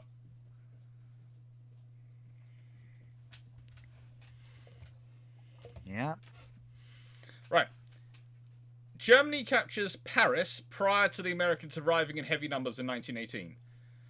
Thus, reluctantly forcing the Entente to the negotiating table. How does the Kaiserliche Marine develop from there, and how does it affect the Washington Naval Treaty? I have a few points before we move on. Yeah. First things first, even if Paris falls, if it's 1918 and the Americans are on the way, the French cabinet will just relocate. I mean, I know this is kind of against the spirit of the question, but if the Americans are on the way, Britain still has their boot on Germany's throat, the French cabinet will just relocate. Congratulations, the Germans have exhausted themselves taking a prize that's worth nothing. The Americans will arrive, and the Germans will be bodily kicked back into Belgium and then back into Germany. In the nicest way, the Allies won't stop till they reach Berlin. There will be none of this pausing to have peace. It'll be a case of you got to Paris, we're getting to Berlin. Thing. Yeah. However, if for some reason the French go, oh, for God's sake, stop, then and basically have everyone else stop with them, basically by saying, like you'll have no angle for a land campaign, and Germany will strip. And if you don't stop, what's to stop Germany quite literally stripping food out of the hands of French citizens to feed themselves, along with whatever they're taking out off the Ukrainians? The breadbasket of France is below Paris. It's beyond Paris. Oh no, yeah, I'm aware of that. It's more just if the French, if the French are going to capitulate, they need the Entente to come to the negotiating table with them, basically to stand behind the French and go, yeah, we're at the negotiating table, Germany, but bear in mind, us in Britain and us in America can continue this war, so we're going to stand behind the French at the negotiating table. Be careful what you ask for. Basically. Yeah, and if the Kaiserlich Marine is in any way involved in the Washington Naval Treaty in anything other than the form they were after the Treaty of Versailles, the British aren't going into that treaty. Because the British aren't going to accept being locked in like the French were the Italians. No. And besides, the British basically can't. Unfortunately, there cannot be a treaty. Because the German fleet still exists. And also, it's a German fleet that, given the fact that the Austrian Empire, in whatever form it currently takes, given its collapsing under its own weight in 1918, is a German puppet state at this point. That means that the Kaiserliche and Königliche Marine is also still extant. Mm-hmm. Even you may see an Anschluss, given that Austria is collapsing. Yeah. And we know they're collapsing. So you're probably looking at an Austrian Empire that retains access to the Adriatic. Italy that's basically fuming aggressively because it gets basically nothing. In fact, Italy may choose to continue the war on its own if it gets nothing out of the treaty. And will probably get its teeth kicked in for it, which will leave them even more fuming than they already are. So you've got a Kriegsmarine that also now ties in the KUK. Not officially, obviously, but basically it's another fleet under German control and design, in essence. The Ottomans are sat there shaky, but just about still living. In 1918? If they're shaky, but they're still there just. Maybe. Because remember, it's there's also the problem that if the Germans have to get to Paris, right, then the British are still operating out of Belgium, and the British are in a nicer way. The whole thing of I would be in for this to happen. You would have to have everyone have the strategic sense of an amoeba, because the Germans. You're basically talking about any piece. If the British army in any way at all decided to advance south instead of trying to head east, they cut their lines in 5 minutes flat because the Germans are so extended, and then you'd wipe out the German army in the Paris pocket. Yeah, any peace negotiated from this settlement is going to be one that leaves nobody happy. No. And basically guarantees a rematch 5 years down the line. Yeah, as soon as everyone's recovered. It's just it's not good. Yeah, because taking Paris is not a decisive enough blow to realistically knock the French out of the war.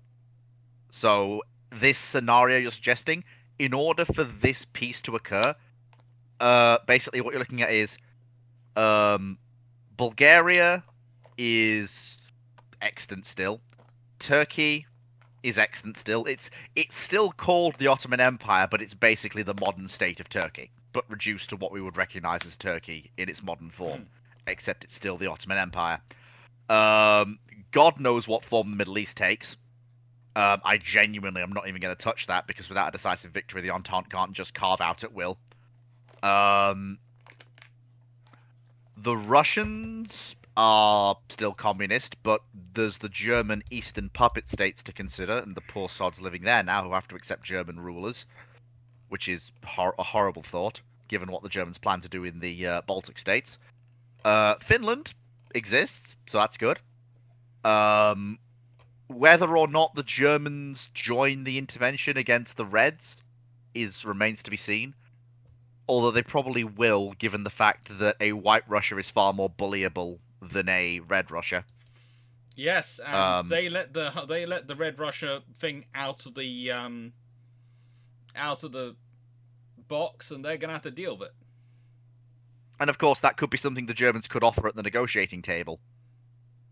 Like we will restore the whites so they can pay you the debt they owe you, and you don't have to do anything. That could be a quite potent card they could play. Yeah. But basically, what you're looking at here is you're looking at a German fleet that will be rapidly shedding anything that doesn't carry a 12-inch gun. Rapidly shedding it in the post-war years. Yes. And I mean year. So like in 1918, everything with an 11-inch gun will go. The Mackinsons, the Ersatz, all the German capital ships that were laid down but never finished will be finished. Then the 12-inch German ships will go. The Austrians will probably be forced to keep the Tegetovs as their largest fleet units, and they may be able to scrape together enough parts from the 4 ships of the Ersatz Monarchs to finish a single ship of that class in the after the collapse has settled down, and an Austrian Empire that is perhaps Austria, a bit of Czechoslovakia, and maybe a little bit of Western Hungary settles down. Although it's quite likely that an Austrian Empire, once it's finished collapsing, is probably going to have problems in that the Hungarian crewed bits of the navy will have made off to God knows where. The Slavic bits will have gone to join whatever Serbia is now. And what's left will probably be, I dread to think. It's going to be fun. There you are. It's going to be an absolute. Actually, I'm just looking up some maps here to try and get a further grasp on it. But it's honestly, that's just a nightmare scenario for everyone involved. Honestly, Channel Lord. Honestly, that would actually be the worst. Honestly, the Italians. That's going to have a war. Yeah. Now, Seneca. 10 years at least. Seneca has decided to start a fight because what's the dumbest naval battle in your opinion Navy shouldn't be fighting? The Japanese going into Yellow Sea was a bit silly. As in, trying to fight the Chinese ironclads without ironclads of their own. The only reason they won is because the Chinese were completely incompetent. If the Chinese had even been partially competent, the Japanese would have got their teeth kicked in. Yeah, but they didn't somehow. That's like whatever Japanese admiral was overconfident enough to go into that got very, very lucky. Aggressively lucky.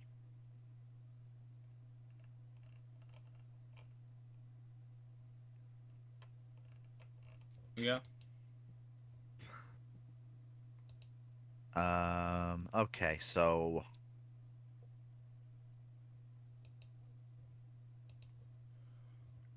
it's fun.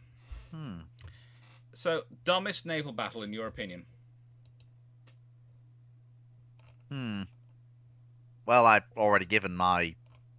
Because I can't think of any other naval action that has that level of unequal force, and yet they still won, given that common sense would have basically decried them for taking that step. I know. But I'm now trying to think of the dumbest one in my opinion, and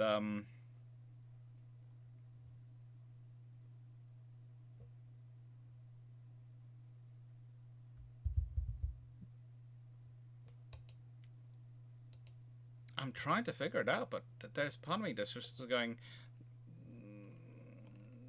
ones where they are so stupid on both sides. Because usually it's stupid on one side, and the other side is actually doing something, are actually trying to be sensible and avoid combat, but they're just still being brought to it anyway. And that's the difficult for me.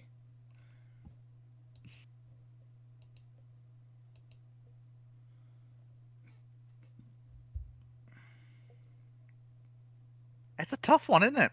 It is. I think I'd have to return to that one. I've got a video count which is quite tough soon, which is the 3 I wish to be preserved, and I'm basic doing 10 because it makes sense, but it's a tough one to sort of do it and go, yeah.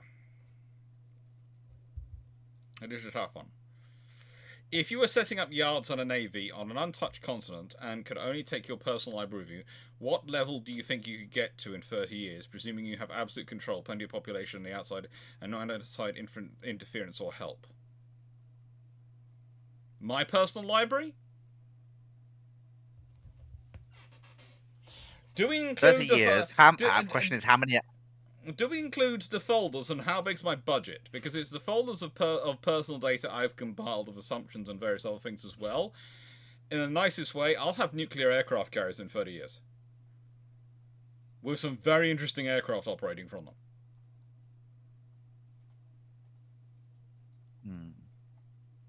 My personal library is not something you want to get. There is a reason why there are actual discussions I have about the level of security I have on this place because of some of the books in here.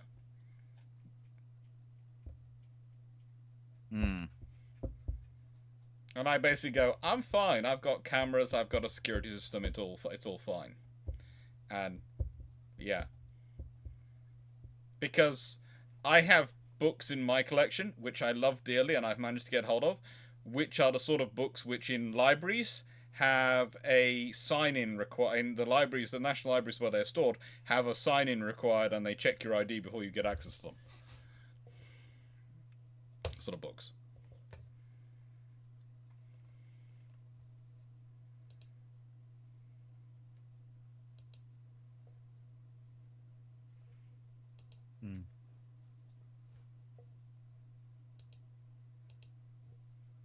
It's one of those things where, if it was up to me, I can't really do much. My personal library is nowhere near strong enough to actually allow for the creation of a fleet. Heck, even a single... I could probably build a wooden warship, but that's about it. Anything beyond that point, we're in... well, I don't know if I can do anything besides that. I can probably fathom about building some form of steam engine to drive a propeller or a paddle wheel. But anything beyond that, yeah, Dr. Clarke's the one you want to take to a new continent to build a new navy. Fleet's the one you take to, well,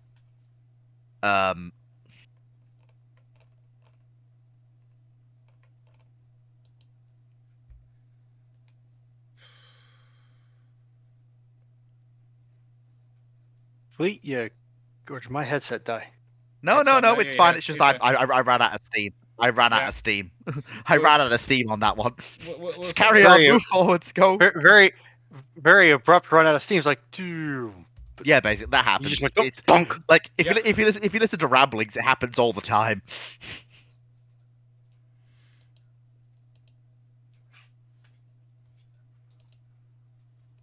It's always interesting because it's trying to figure these things through.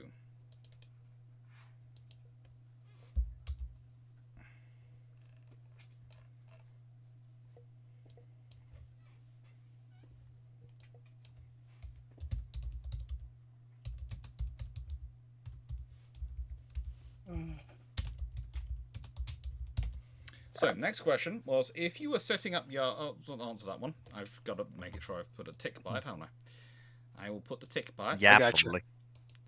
Done. Ah, there's now 2 ticks.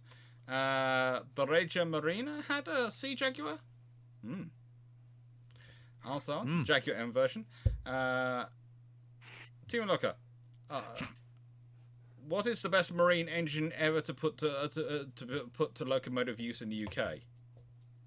Oh, come on, there's only one answer to that question. Then you say it. Because, yeah, of course. It's the Deltic. It's the locomotive. It's the locomotive that got its name from the pair of engines slapped inside it. In fact, as far as I'm aware, it's the only case of a marine engine being put to use. Yeah, I'm going to join Fleet on this one.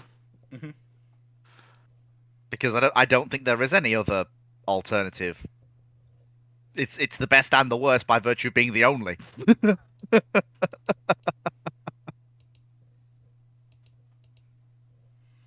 Yeah. That is pretty much the only option. Okay. Looks like there is a thread that's been started just above where Timo asked that question. I think there's a version of the designs. Oh boy. Oh, Yeah, please. I think I can't. I'm looking. It's not. I can make out some things, but I did not the have a look, and measurements. I can't do it. Hank's added in more down below, and got all sorts of things in I'm there, giving her all including she's Citadel got, Captain. design and zoom in, and I have looked at those, and as I said earlier, it looks fairly good for a 12, 14-inch battleship, because it's got 80 millimeter, not 50 millimeter as I originally thought, because of what I was saying. Internal sort of deck. It's got 100 millimeter top deck armor. It's got 145 millimeter slanted armor deck on the corners and the edges, and then 300 millimeter outer belt, and it's got 80 millimeter armored decks between each of the levels between the outer belt and the inner belt. It's got some interesting structural torpedo defenses, including basically a double hull. Yeah, it looks fairly decent for a Citadel design and shaping. It looks fairly good.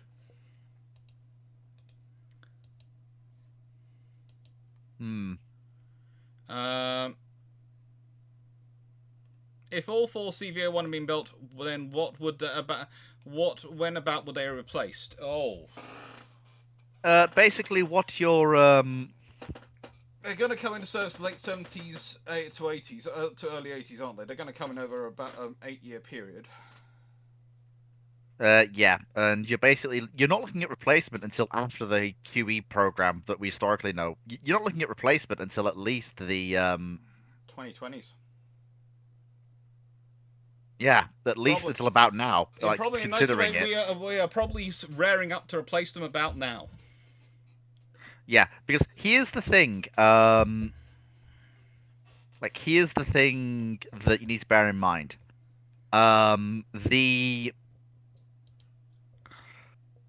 With those ships and their capabilities, provided the RN rotates them correctly, they will not need you'll have four ships for about 10 years, three ships for about 30 years, and then the remaining two will solder on until replacement. No, you'll probably have four ships for longer than 10. You'll probably have four ships longer than 10 years. Look, I refuse to give the British government an inch because I've seen them take a mile. So I'm not being generous to them. The reason I say that is you'll probably end up with a scenario whereby two are inactive and two are in reserve at any one point. Hmm.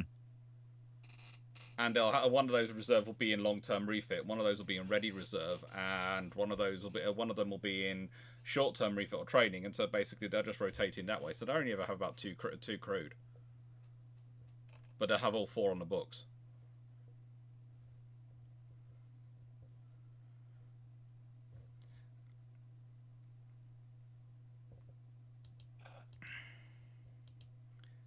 And for some reason, I mean, Argentina's just going to get their face stomped in.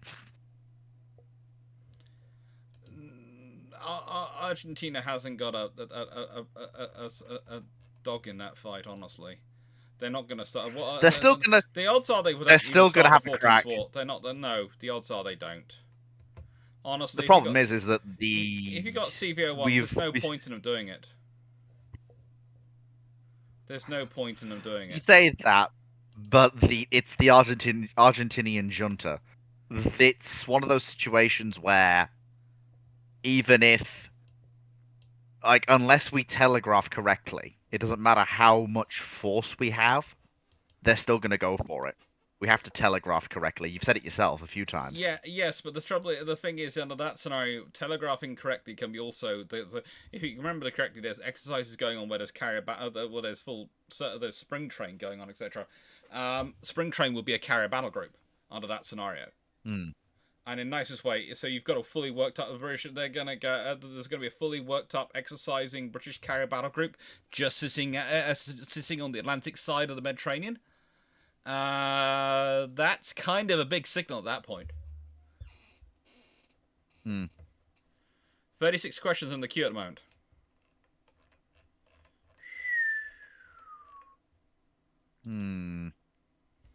That's a good point. It's a fun one. I think we are going to say, though, I think I'm going to press a button quickly. And I'm going to go... We've not made good progress today, sadly. Questions closed. And apologies to everyone for this not working as it should have and did. And work through questions as they are, because we'll see if we can catch up. Because I don't mind keeping this going to roughly 10:30, 11. So we've got plenty of time to catch up, and then we'll open questions again. Oh, the annoying part is that some of the questions are now closed. Message just went out. That's working, but everything else that should be working isn't, and it's now also somehow not working on my machine, despite working earlier, and I haven't changed anything. Just to answer your question, IKB, no, I don't. I only play 40k.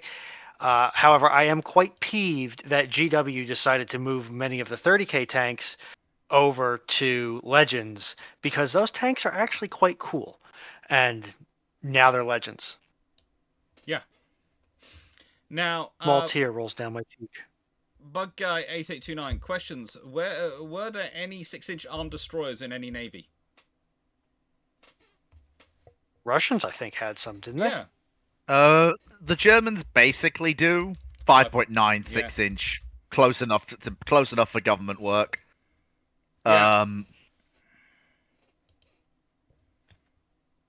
And they were not a success. Well, yes, I would say it's the once you start getting, when you're talking about ships the size of destroyers in World War II, it's not a success.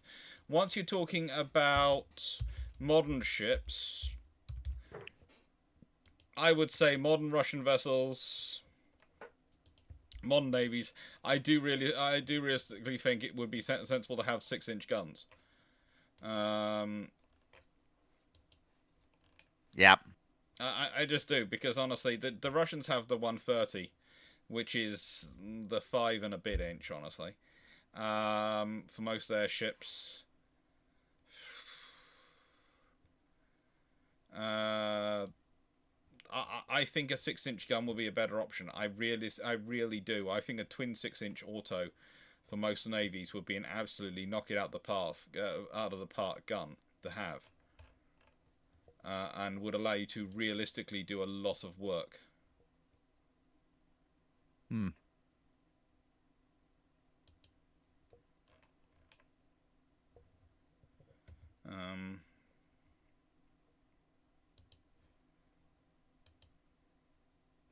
So, what's next? Oh.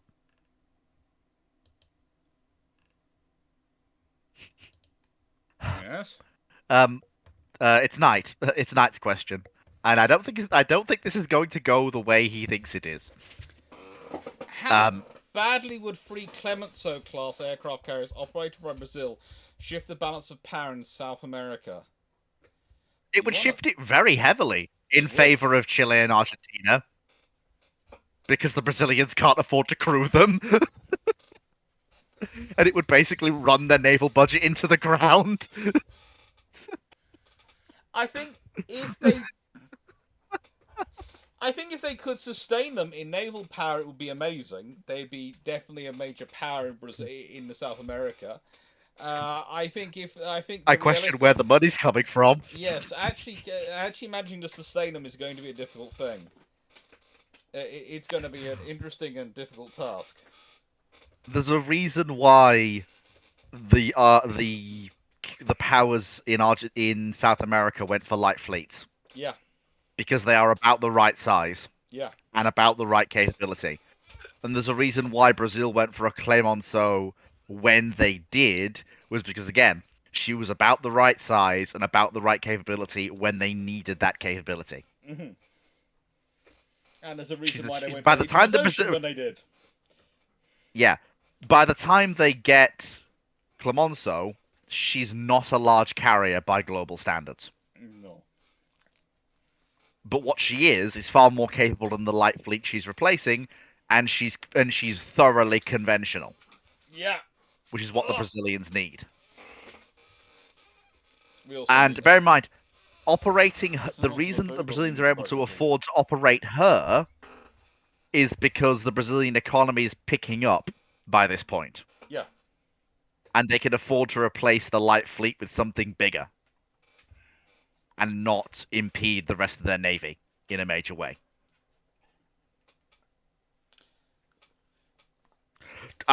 The reason I know all this is that I have had to look into what carriers the ABC powers can afford and when they can afford them for the Red Fleet timeline. Mm-hmm. And in detail. So, it's fun. So, Leslie Mitchell, question. We know that a large ship and aircraft carrier program production were disrupted by earthquakes. Did this affect any other IJN building programs? As far as I'm aware, the only vessels that are affected are ships that are in this weird state of being complete enough that they are structurally able to be affected by an earthquake. Yeah. But not complete enough to be launched. That's like anything that is affected by the earthquake has to be in that Goldilocks zone. Yes. If it's not too complete, then the metal just collapses and they start again. It's not a total constructive loss. If they're complete enough to be launched, they're launched, they're in the water, they don't care. Mm-hmm.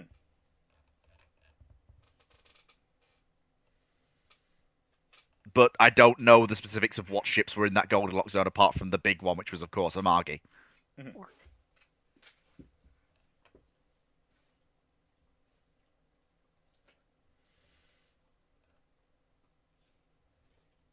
Okay. It's just it's sheer bad luck in some regards. 7:56 p.m. 96 April 1. Question: How do you talk about HMS Beagle's involvement in the Palestine thing without it becoming offensive? As history does not care about people's feelings, it seems. You basically don't because of how sensitive that region is. You get very especially factual. Currently. You get very, very factual. You talk about what it did, and that's it. You don't say. You literally just say what it did. Mm-hmm. You cannot say. You can't talk about why it was there. You could touch on it, but going any deeper than that is inviting trouble. It's important to bear in mind that Palestine post collapse of the Ottoman Empire is a very sensitive subject for a lot of people. Understandably so, given everything that occurred in that region after the collapse of the Ottoman Empire. So, since a lot of people have, since the genetic memory lives long in that region, always has. Yeah.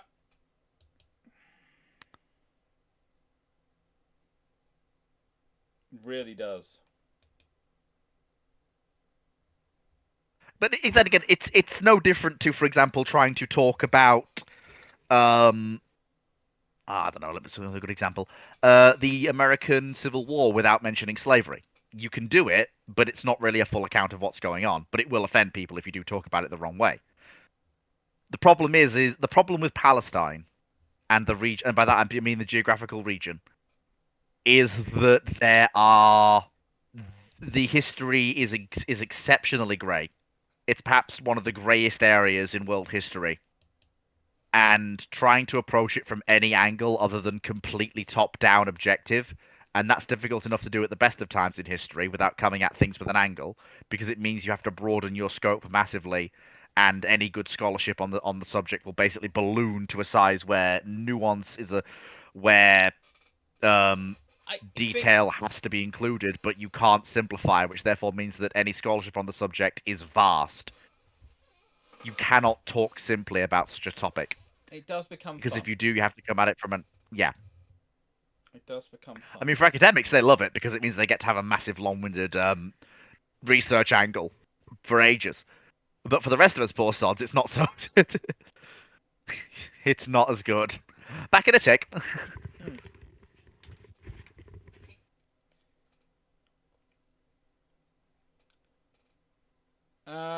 Andrew Bofa, if a question about a battleship shell hits the belt armor on my design and the shell is working, would it likely explode before hitting the 18mm plate? If it penetrates the 300mm belt, yeah, it's probably going to explode before it hits the 18mm plate. probably got time. Or the Citadel is 90mm, deck is 100mm. Yeah, it's likely to explode before, because that's enough to trigger. That's enough to definitely trigger most shells.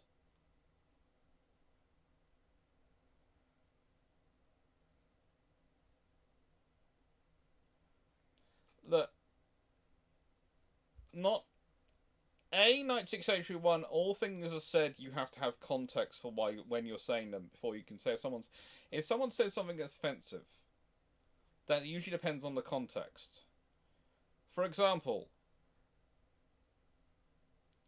my best friend from the age of 3 has a nickname for me, and my nickname for him. Now, if I called you by that name, you, Knight 681, it would be highly offensive. It's not a name I would use to you, but to my best friend, it's fine. It's how we refer to each other.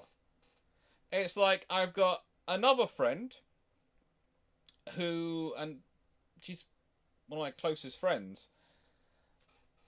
When she was very ill at one point, her boyfriend at the time made a very insensitive remark, and he was not her boyfriend much longer after that, I have to admit, of saying that the illness had ruined her behind. So I said, no, you have, of course not. You have a very cute butt. Because, in the nicest way, I was trying to be a reassuring friend. And she's basically an adopted extra sister as far as I'm concerned. And so that's become her nickname amongst me and a couple of other friends for her, is the nickname. And even her, I think her husband also now calls her by that nickname, uses that nickname for her. And so the thing is, that's not really. If you heard me shout, if I was shouting that out to a random woman in the street, that's not particularly polite and those things, or not particularly good. To my friend, when I see her and go, "Hey, CB," that's fine. So all these things tend to be offensive in context. Okay? Yeah, that's a nickname. That's not the nickname for my... That's not the guy best friend who I've been friends with since about the age of 3. Nickname, no. His nickname is a lot ruder and definitely not little cousin friendly. Definitely not little cousin friendly. Hey! Oh. Hello, there you are. Ball from Chicago. Question: can you chat about the Easter Service decision? I think we answered that one. What would result in the Washington require? Question: alternate history. What would be the result if the Washington Naval Treaty includes a clause that requires signatories to build a portion of new ships in their foreign yards? They wouldn't sign it. At no point would any of them sign it. At that point, none of them would sign it. If there was some sort of clause, trying to put in a clause, they just wouldn't sign it. Because the whole point is you're supposed to be building it domestically. And for the British and the Americans, imagine the Americans want in the treaty that they're going to build it in British yards, and the British build it in American yards. No, they're not going. They're not. It just wouldn't get signed. It would collapse. Shandlord, have any of the questions present questioned or shipshape ever played Star Wars Empire at War, Forces of Corruption and mods included? I am literally doing a Let's Play on my channel right now. I love it. I've loved the game since it was actually released. Fantastic game. I think I've played it a while back on a friend system, but I don't know if there were any mods active on it. And I can't speak I have played it with the DLC, but no mods beyond the DLC. I have modded it to hell and back. Who has the largest 40k model collection in ship shape? That's easy. That's me. There's no question. Yeah, well, and Drax a close second. Given that Dr. Clarke, from the sound of it, has almost as many, if not more, points in Terminators than I do in Marines, which is my single largest army. Yeah, I think he wins that fight handily. In Dreadnoughts alone. According to my mum's list, and she was going through categorizing her armies, I have the same points in tanks as I do in Dreadnoughts, which is Actually, no, it's not far off 17,000 points for each. And then I have infantry. And artillery. Yes, it's. If I'd said that the standard battles... This is apparently related. My family battles, the standard armies we come to it, to the fights, are usually 60,000 point armies as the starting engagement force. We don't play by traditional rules. I would imagine not. I really do have to start doing live broadcasts. So the next question is from Knight. Knight 681 asks Dr. Clarke, Fleet of Oceans, the Brits don't need the F-18 as the Hawker Siddeley HS-1207 is 50.6 feet long with a 40.2 feet wingspan, which is close to the F-18 size but can be modified to be F-18 size. The problem is that that's another aircraft that has to be developed. And also the advantage which of the Brits may not have the money for. Also, there's an advantage for the British in going for both an Anglo-French and an Anglo-American project. Gets them into both programs. And also, the F-18 is a really good aircraft. So, F-18 is okay. Super Hornet is where it gets good.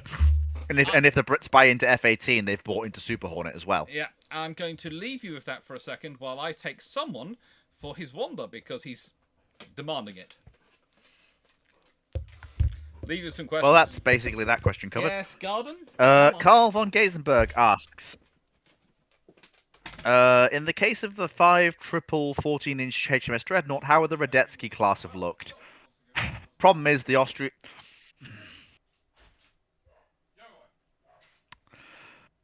It's one of those things where I can see the Austrians just building the Radetzky.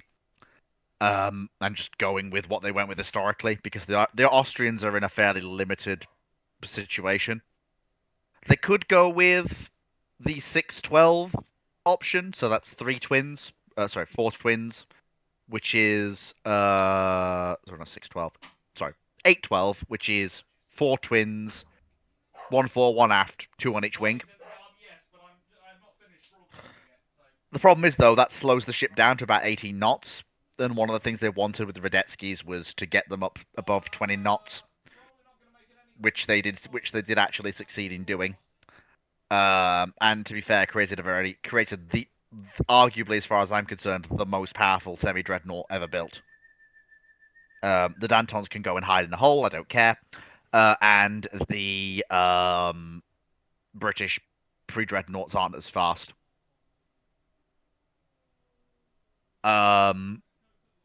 847 from Hendrik. Oh, apparently that's been ticked. Have we answered that question? Have we? Because I was going to essentially answer it as that's going to be completely dependent upon the characteristics of the fuse in the shell that is being shot Angle of attack. Yeah, these are very technical questions that would require technical calculations, and I am not that man. Yeah, it's all going to be because ostensibly. Well, I mean, not ostensibly, it was part of tactics. You'd have, you could have 18-inch shells penetrate and detonate inside the engineering spaces of a destroyer escort. But that's because they're on a nose fuse. And there's just so much mass and energy there that the nose fuse takes that little bit extra long time that it can detonate inside the hull instead of on the hull. And by the same token, you can use AP shells against a destroyer escort, and it'll go through and detonate several dozen feet into the water because there's so much time. They expect to lose so much velocity and take so much time to get into the Citadel space where they need the fuse to be that much longer. The bullet is quicker, cheaper, and less frustrating.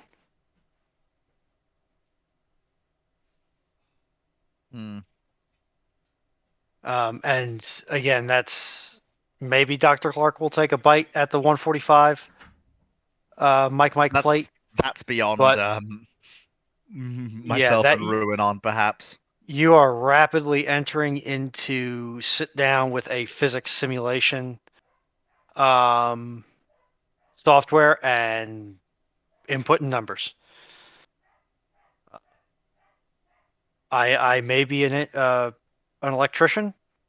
I am not an engineer, and I am even less a physicist. I can do ballistics pretty well in terms of, okay, if I hit this thing and I ricochet, where am I going?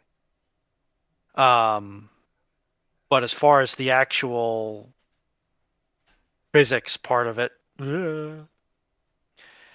Rabid Razorback. Question: how interchangeable were sailors on USN and RN ships? Can someone easily move from a 5-inch gun crew to a 16-inch gun crew, or a triple expansion engine to a steam turbine? I think for the part 2 and part 3 on that question, define easily.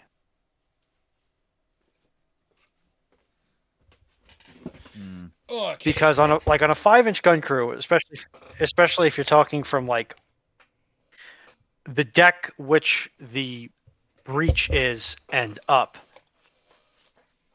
you're going to be dealing with maybe half a dozen to a dozen people, depending upon the exact mounting of that 5-inch gun. Welcome, Fun Police. And then below decks, you'll have the people that are feeding the ammunition into the hoist or to the chutes. But that's going to be the end of it. In a 16-inch gun crew, okay, you might only have a dozen to 2 dozen people in the entire turret of an Iowa class, if I'm remembering my crew positions correctly of those turrets. But then you've got several dozen more in the barbette, feeding in shells, feeding in powder charges, so on and so forth. So it's going to be there's a huge difference in scale beyond just the gun size and how things are operating, especially in latter development ships. Your 16-inch loading mechanisms are going to be far more automated / machine assisted, depending upon how you want to look at it, than you might see in a 5-inch system, depending upon the exact mounting and the exact ship that it's on. Basically, what they're asking for is they're asking for the wrong scale. So a 5-inch gun crew could move to a destroyer gun crew or a secondary on a cruiser. And sometimes you did literally take crews off a cruiser and they could be rolled onto a battleship or vice versa. And you could do them. You could transfer the core across, and they could do the gunnery on the because the 6-inch and the 8-inch guns, etc. You can transfer across those skills of those primary guns because again their personnel numbers and requirements are much more similar. But you can't do it. Basically, once you're dealing with something below 6-inch, you're dealing with a secondary armament versus a primary armament, and the difference in approach and the scale and the magazine depth and the way it's approached. So yeah, that's it. It's not going to be an easy transfer. What was Fu's response to the Radetzky in the Radetzky class in the world of a 5 triple 14-inch HMS Dreadnought? I basically said that the options are either they go with the slower Radetzky proposal, which had a broadside of 612, but the 1 fore, 1 aft, 1 on each wing. Yeah. Or alternatively, they try to stick with speed and go with the conventional Radetzky, which even though it is a semi-dread, can do 21 knots. I think they might go with a slightly bigger vessel. Could do, but that would mean they lose the 3-ship class and might only get 2. And I think honestly, the Royal Navy's a threat, but they're probably still looking at the Italians. Yes. And the Marine Nationale. And honestly, against the Italians and the Marine Nationale, the Radetzky that can do 21 knots and is armed with 412 and 8.8 is the better choice. If the Neptune class and Malta class are being built, how could this affect the Royal Navy? Well, if you have the Maltas built, that's going to be a core of your carrier force for the next 40 years. So they're probably going to be in service for about... You'll be looking replacing them in 1990s. The Queen Elizabeths will be designed to replace the Maltas. Yes. Basically. And they will be 1980s, 1990s ships. If you're talking about The Neptune class, though, cruisers, if they're all built post-World War II, 6-inch cruisers, they could easily see you into the 70s. Maybe even into the 80s. If you got them. Because they'd be partnered with the Maltas as the escort lead, wouldn't they? So you could actually have those ships around for quite a long time as well.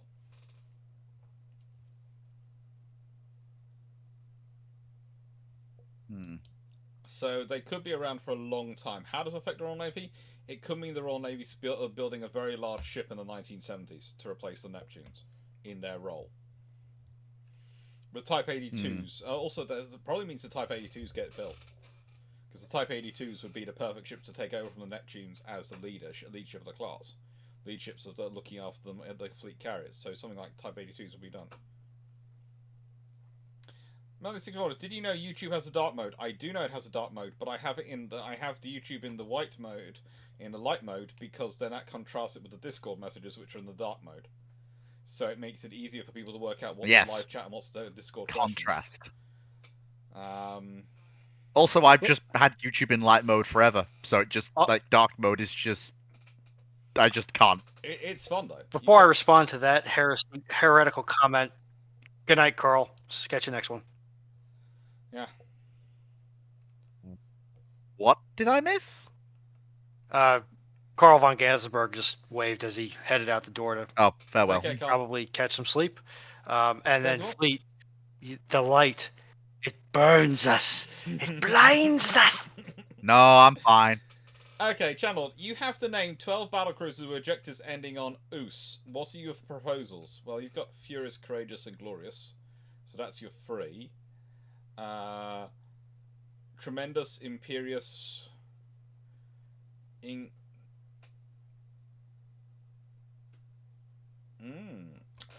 let's see, what else do I want to go with? No, I'm not doing that. Do we want to do hazardous and dangerous? Oh, definitely hazardous and dangerous.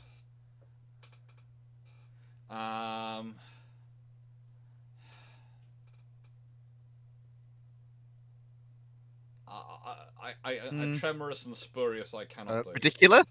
No, ridiculous you can't do. Ridiculous? No.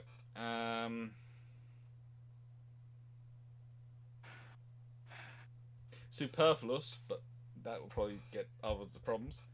I'm sure there are suggestions coming in on the chat, but ending in oos. I think we're up to 6 decent ones.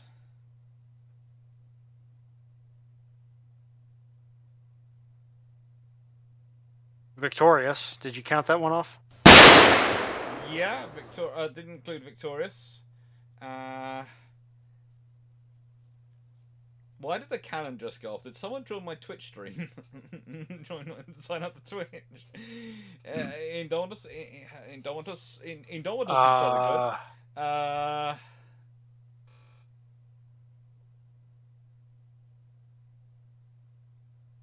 Curious.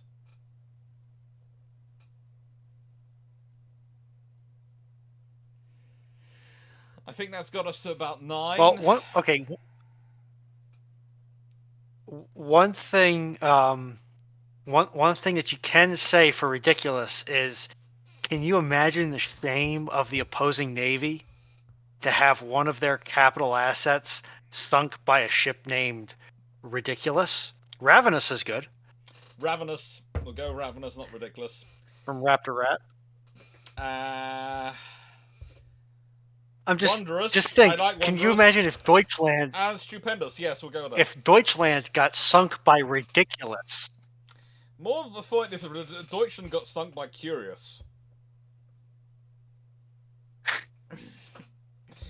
That was a curious case. What? That Deutschland got sunk, and there's Perilous as well. Yeah. The thing like that hurt my bone conducting headset.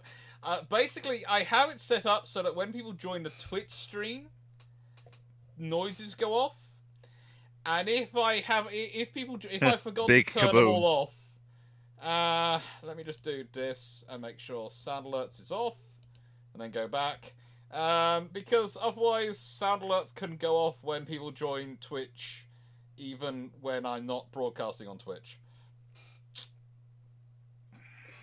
Dr. Clarke, don't take this the wrong way, but I may very well wind up seeing if I can export out to you a OBS scene setup. Yeah. So you can split them out so they don't cross-contaminate each other. Oh, they are in separate scenes. It's just the way OBS works with sound alerts is if I forgot to turn it off in one scene, it still plays.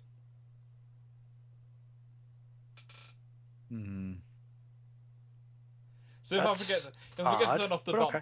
Yeah, I have noticed it's also there are other things that can trust. It's fun. I have to make sure I remember to do things and physically do them.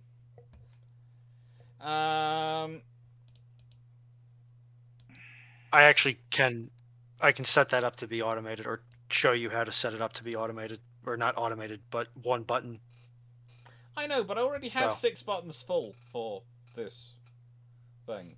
If I add it, then I've got to have different button mods. Here's the problem. Transition the buttons. Poke all the buttons. If we push everything, it'll work.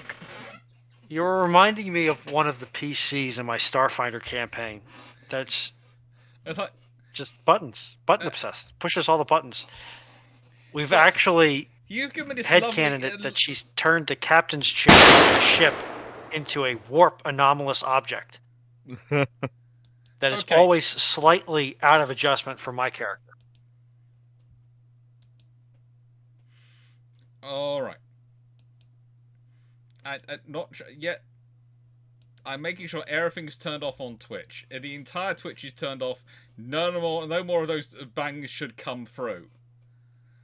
There is no way anything should leak through. No way it should leak through.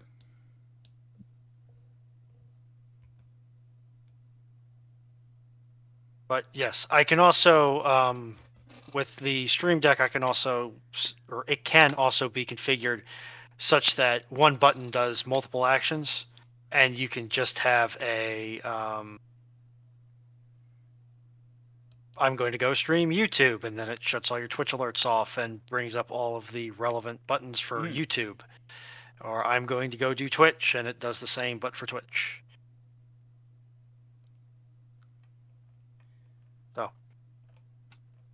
Yeah, it's please note, apparently those noises are coming through because I'm getting super followers on Twitch, and it's not listening. It's over. OBS is not quite working it.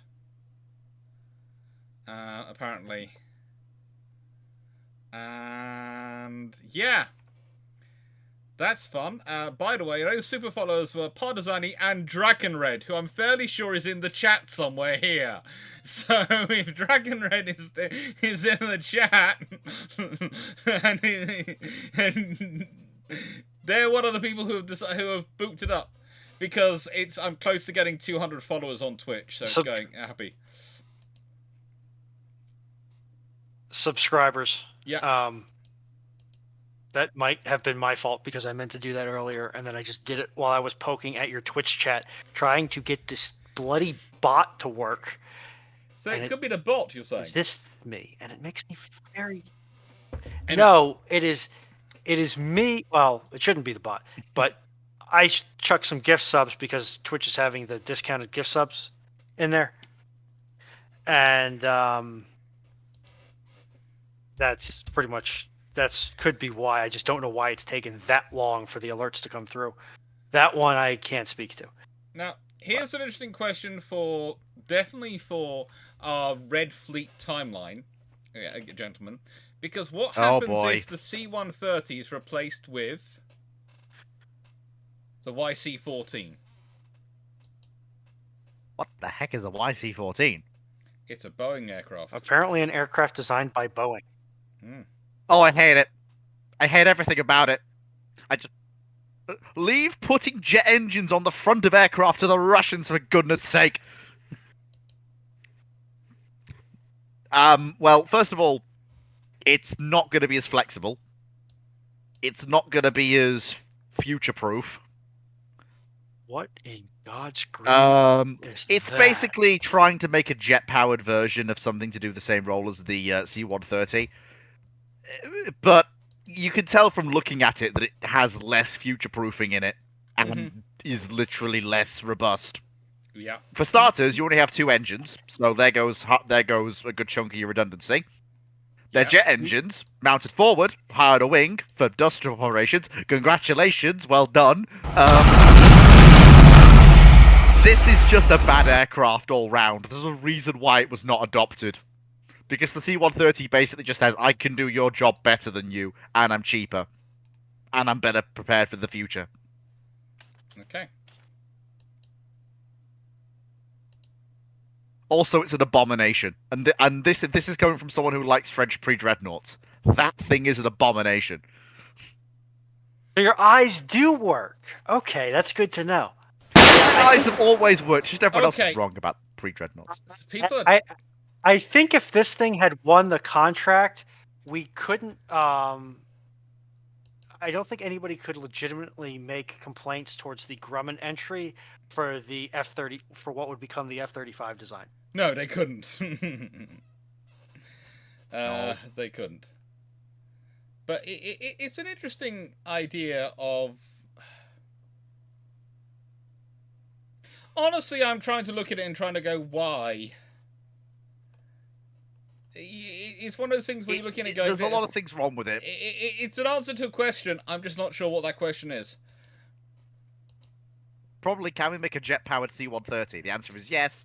The answer is you shouldn't have done that. I have turned everything for Twitch off as far as I can find. Every button for Twitch I've turned off. I would like that noted. Poke the buttons more, Dr. Clarke. I mean, I'm going to be very pedantic here and say that technically the C-130 is jet-powered. It's just I am going to slap you. It is technically working off of a gas turbine. I am going to slap you for that level of pedanticness. You will not escape the hand slap. I mean, there is the small matter of the Atlantic between you and me, but you know. Yeah, I will dredge a battleship out of. Well. Yeah. Yes, it anyway, has. Forkio and ceasefire. Oh yes. Right. What's next before I start? Right. So from Michelle, 2105. Sticking with an old theme, what's the most modern ship that HMS Warrior could battle and it be a fair fight? Basically, any of the gunboats from the Washington Naval Treaty era, because you're looking at ships that don't usually have large guns. You're looking at ships that don't usually have fire control, and you're also looking at ships that might not even be able to outrun her, depending on what class of gunboat it is. But ships that could, if using armor-piercing shells, penetrate her armor. The question is, can they kill her before Warrior unleashes a full broadside on them and sends them into Kingdom Come? Mm-hmm. Yes, it's a fair fight, but it's basically David versus Goliath in the most literal sense imaginable.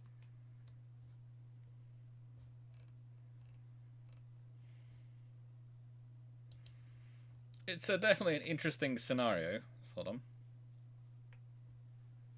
I can't think of anything else that's more modern that wouldn't just be a wipe for it against Warrior. I'm having a look at the Dragonfly gunboats, just seeing if they have a chance. They have top speed of 17 knots and 2 single 4-inch guns. So they could do quite well. And then there was HMS Scorpion, of course, which was part of them. And she was upgunned to an extent. She took on the Yura, the Fubuki, and the Asagari while fighting out of Singapore. She of course lost, but the fact that they sent such a large force to deal with her does suggest that she was a fairly scary little vessel in some regards. But honestly, yeah, you're basically talking insect class gunboats potentially, but they have 6-inch guns as built. They had the Mark 7 6-inch gun.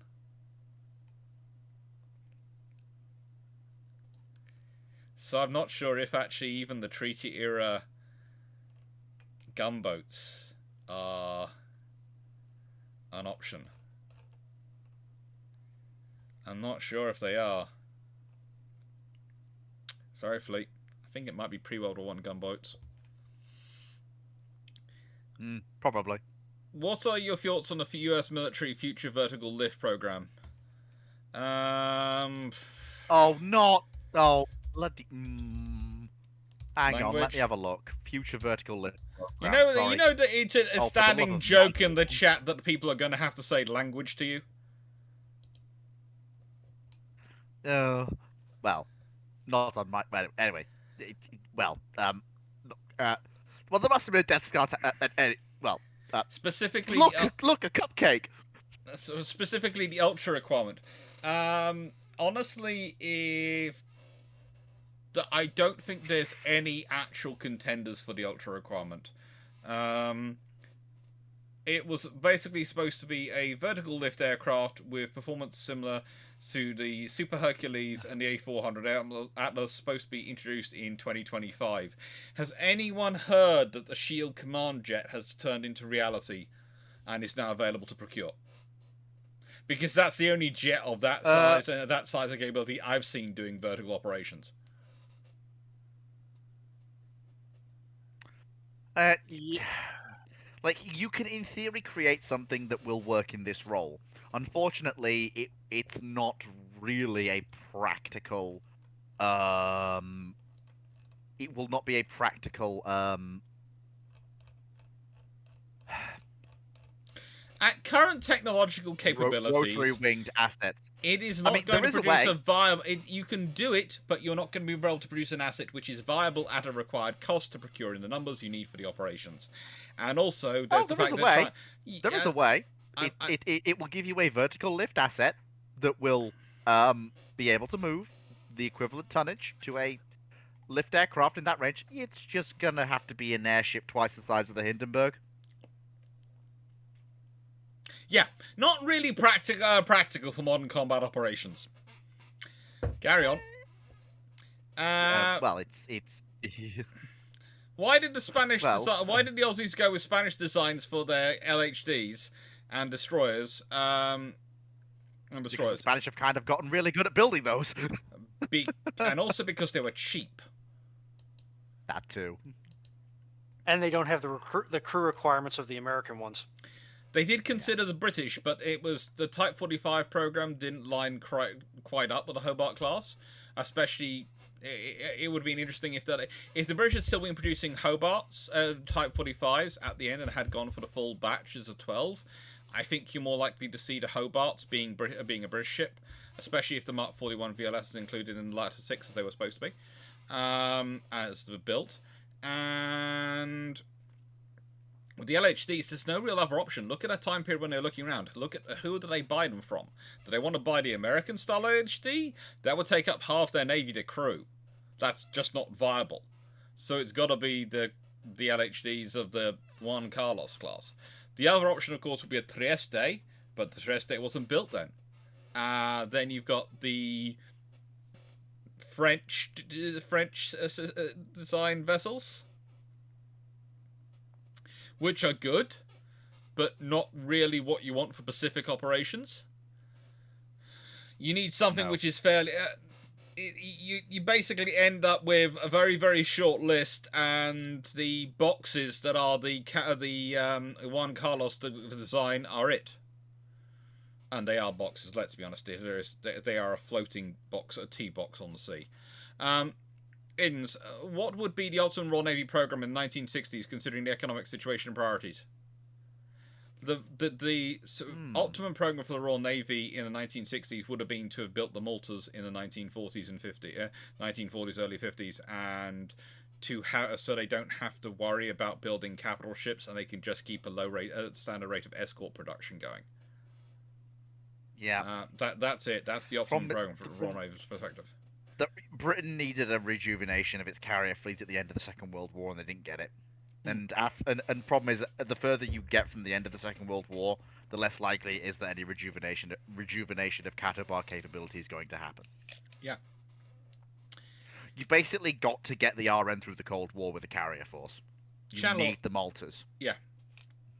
Channel Lord, if the French had built 15 capital ships once, how many would the Brits have built? Well, the British aren't really concerned with what the French are building, because all the French are really doing is reclaiming their spot at the third rank. Well, yeah, basically, that's what the French are doing at one stroke, is they're basically climbing back into well clear of the Italians and the Austrians, punching equally with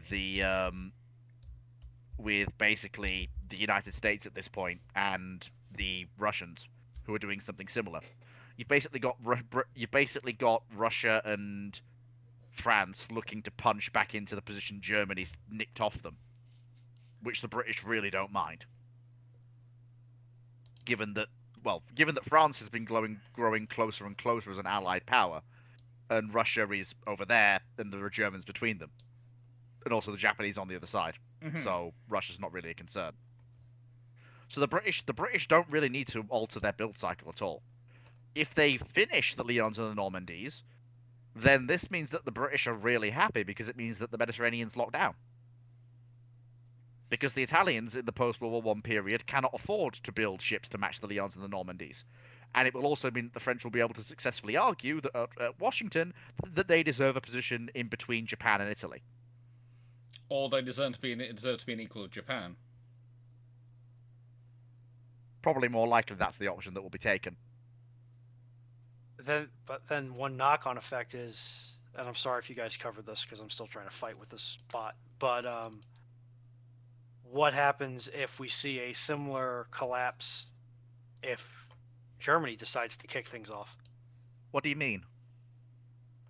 Where the French army, for a variety of reasons, could not repel the German invasion, and that led to Mers el-Kabir and Alexandria.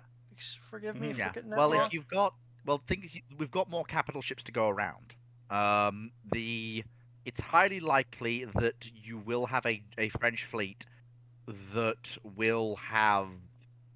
Hang on, let me just check. 15 capital ships all at once. Let me just check how many that is. So. And not completely all at once. They're all going to be in various stages of construction at the same time, but they're not all technically. Yeah, I'm just trying to figure out which ships these actually are. I think the 15 total. Hang on, so 8. So yeah, so that's the Britannias, the Normandies, the Leons, which is 4, 8, 1, 2, 3, 4, 11, which leaves 4 battle cruisers as well. So that means probably you're looking at.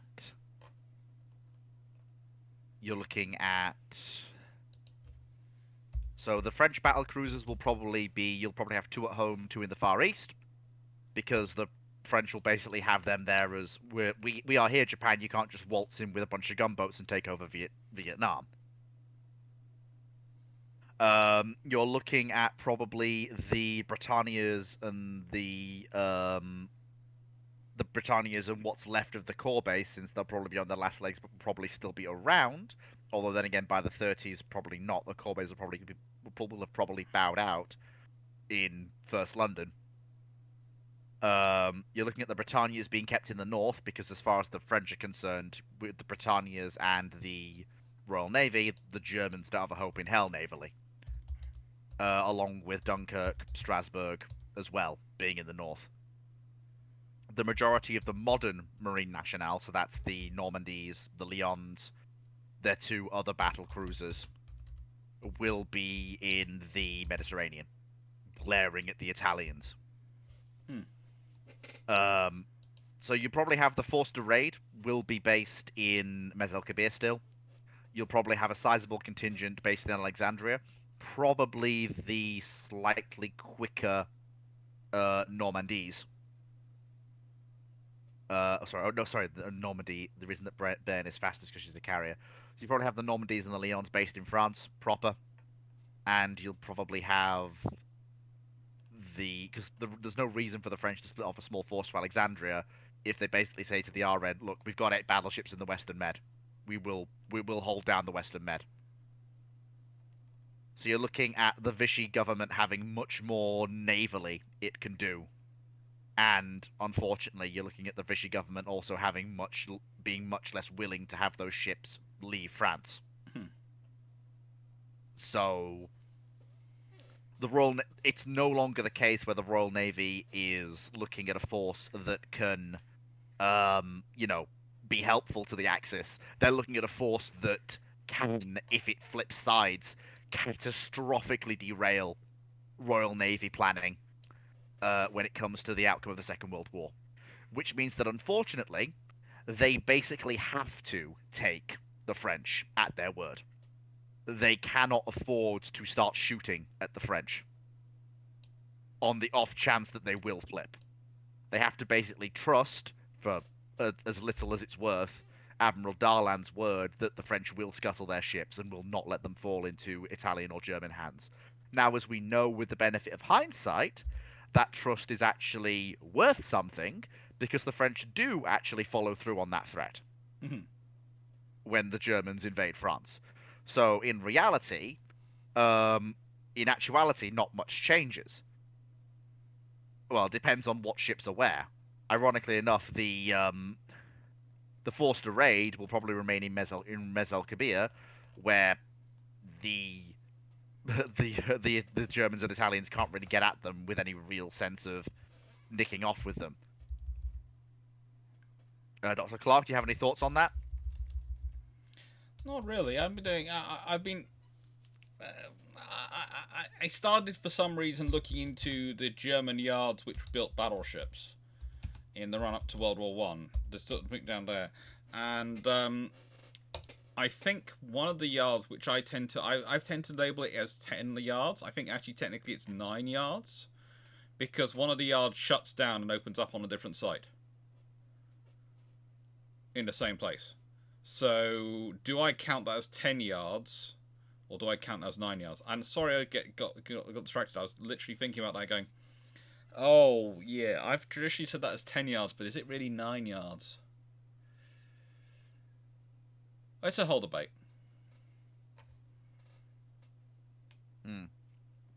But the reason I was there is because someone asked me what the British response is if the French have got 15 in construction. And then I thought, well, by the time the French have got the full 15 in construction, the British will have the King George V on the construction, Vanguard and probably her sister, so that's 8 already. That's 7 already. And then Alliance in construction, so that's, what, 12? And a load of aircraft carriers. And that's the thing. The British have got a load more aircraft carriers under construction and a load more cruisers under construction than the French have. And the thing is, once you're dealing with the large cruisers, the aircraft carriers, and the large battleships, the yards they require to take them are not that different. And one of the interesting fun things I got, someone told me the other day, oh, well, no, the aircraft carriers, they don't require the same the same cranes as the battleships. You know, they can deal with lighter cranes because of the loads. You have to remember the aircraft carriers have to get the loads higher. The boom has to be lifted up higher. So actually, you still need the heavy crane, because the ground, it's the level, it has to lift it higher. So it's the force of it up at there, rather than the force of it up to here, sort of thing. And it gets fun. Yeah. You've also got the circumstance where... gun turrets are heavy, I will admit, and they are very heavy. But a full assembly for a carrier's deck, as in a full deck lift for a carrier, is not light either. No, and lifting up lift components for the lifts and other things as well is fun. And then you've got the whole island structure and how high that has to go up and the stuff for the island structure, and the various components which are put up there, the catapults and all these things. And yeah, the thing is, those things aren't light, but also those things are, how do I put this politely?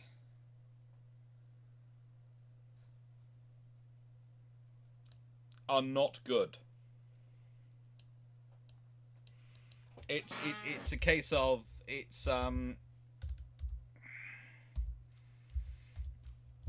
those things, when you lift them up,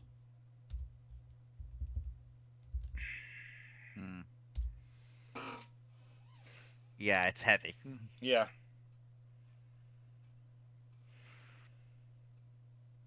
So you'll know the answer to this one, Dr. Clarke, because I don't think I'll have a clue, because it's about ships in the North Atlantic. I caucus with fleet as well. Okay. Which Royal Navy ships were present in North Atlantic in April 1912? Which Royal Navy ships were present in North Atlantic in April 1912? That would be mostly the ships belonging to the Atlantic Fleet at that time. Wasn't it? Or was it the Home Fleet? They keep renaming that fleet.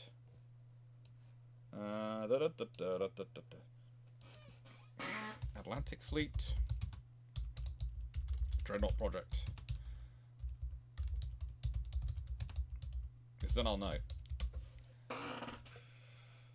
Yeah, that would be the Atlantic Fleet at that period. You're asking in April 1912, so it's going to be the Atlantic Fleet. And in 1912, that's things like HMS Prince of Wales, HMS London, HMS Implacable, HMS Faneuil, HMS Queen. And they're under the command in that period of Cecil Burney is Vice Admiral in charge. And they have destroyers and various things, but that's what's in the Atlantic, is basically those lovely vessels.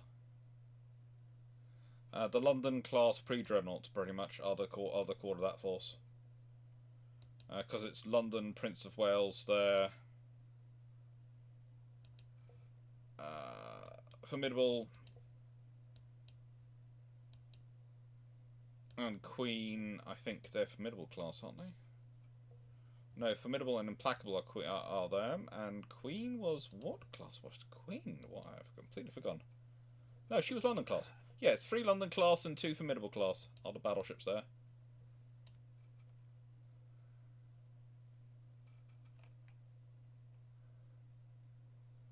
Fun fact about the Formidable class that were launched in 1898. In September 1914, as a preparation for World War One, they would get the classes where each member of the class were allowed 4 additional pairs of patent-free 4-free service binoculars to help them with watching out for submarines.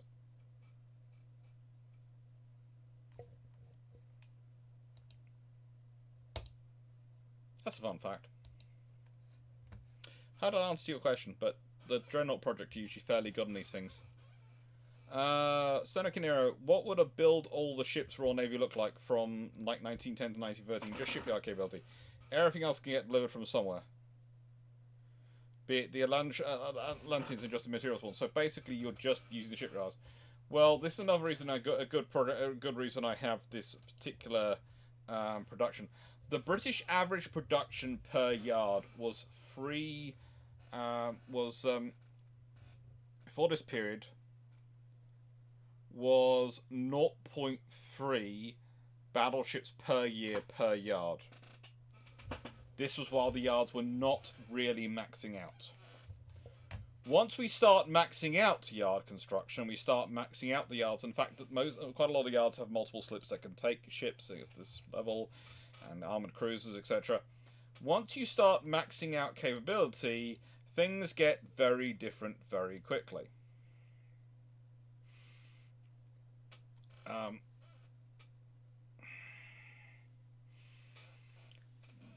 The British lay down traditionally 36 capital ships, including 6 for other nations, between 1905 and 1914. There is a year where they lay down 9 in 1 year, quite happily. They could quite easily lay down 9 every year in that period if they wanted to. And still be able to build cruisers and other ships, especially if they're getting the supplies from other things. I can already predict there's at least someone who's going to write a comment going, they couldn't do this because of budget and all these things. Look, the question said was if they're getting all the resources from elsewhere, then they've got the yard capacity in this period, they could easily be laying down 9 a year, and that's not going to cause them too much trouble. There's enough yards which have multiple slips which can work, etc. You could be laying down 9 a year. The British have roughly 11 yards to draw from. They have roughly, I would say, it's roughly 21 slips which are viable across those 11 yards. A couple of the yards having 3, some having 1, and so you could be quite easily ordering 9 a year for that entire period. And yeah, the Royal Navy could have had just oodles and oodles of ships. It just wouldn't. If budget and resources were not a problem, the Royal Navy maritime industry in that period was just strong enough that it could also expand enough that they could basically build whatever they wanted. Because again, this is the point which often has to be stated to be accepted. If you are expanding from, let's say, I've got 100-yard people, and I need for my construction, I want to go to 200 to expand my slipways and my numbers, that's difficult. But if I've got 3 slips which are operating, plus a merchant construction, and I'm sort of doing things, and my yard is already employing 12,000, and I need to expand to get that going at full peak, I need to get that up to 15,000. Now, 3,000 is a lot more than 100, but to add 3,000 onto 12,000 is a lot easier than to add 100 onto 100 onto 100. Because just think of that from the point of view, that means I need, basically, to get that workforce to work, what I'm doing is I'm partnering up new workers with experienced workers. And so I've got roughly, I'm going to be able to leave roughly 9,000 on my existing workforce in their existing operating pairs, so that 75% existing workforce is in that pairs, and I'm going to use a quarter of my existing workforce to partner up with a new workforce to grow it. Because that's how they work in this period. It's mostly apprenticeships working alongside people. So it's easier. Whereas if I've got 100 people I need to expand to 200, then that means every part of my workforce is doubling up. And that means I lose a lot of efficiency, and I have to do a lot. It's a lot more difficult to get it to work. Make sense? Right.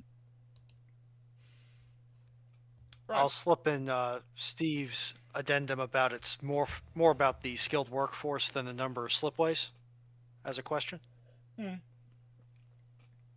Oh, it is, because you can't get a maximum out of the slipways without the skilled workforce. You need the slipways can be built, and it's actually easier to increase the size of slipways and to modify the slipways than it is to get the skilled workforce. It takes years to train a skilled workforce. It takes how long you can demolish people's houses and expand your slipways rather quickly if you really want to. It's the British government has all sorts of various laws at its disposal for that phraseology. Compulsory purchase orders usually are what they come out, and they can adjust the CPOs to make it so that people aren't upset about it.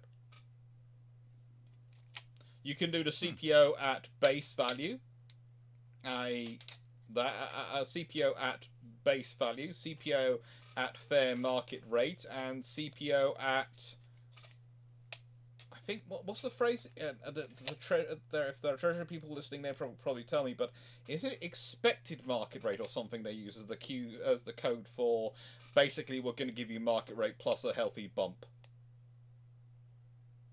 to make you happy about make you less unhappy about this. But I cannot remember the exact phraseology. All I know is that stateside eminent domain gets very prickly very quickly. Yes, but we this is the joy of being a monocracy, a monarchy/democracy. When we need to be, we can be a monarchy. So the lovely thing of also not having a codified constitution, which all governments, it's amazing, all opposition parties want a codified constitution. The moment those parties become the government, they suddenly don't want to codify the constitution.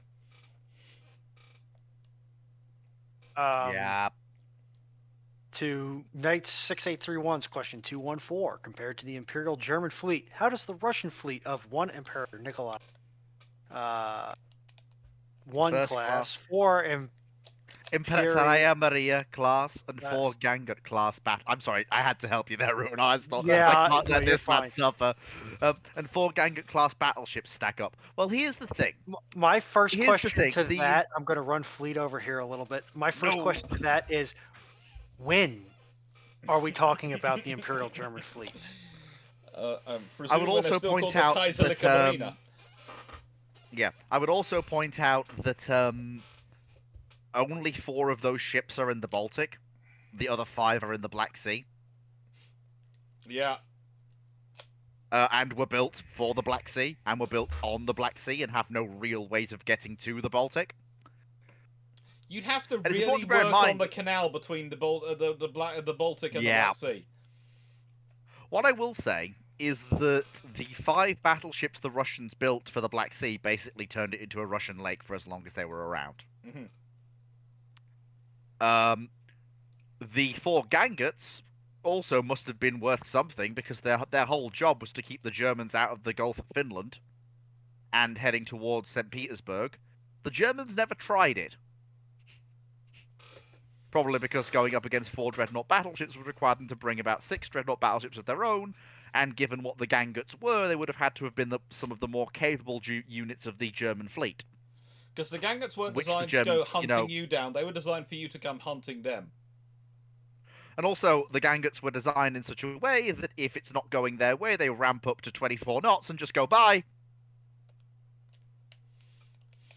Yeah, the Ganguts just ramp up to 24 knots if the battle's not going their way and just go, see you, Germany.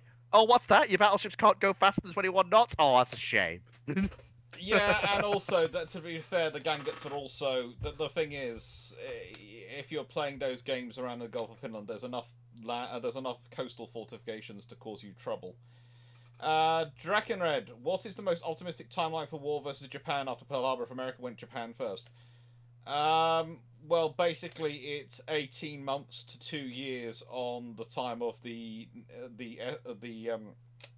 Essex swarm entering service, so it really doesn't speed it up that much.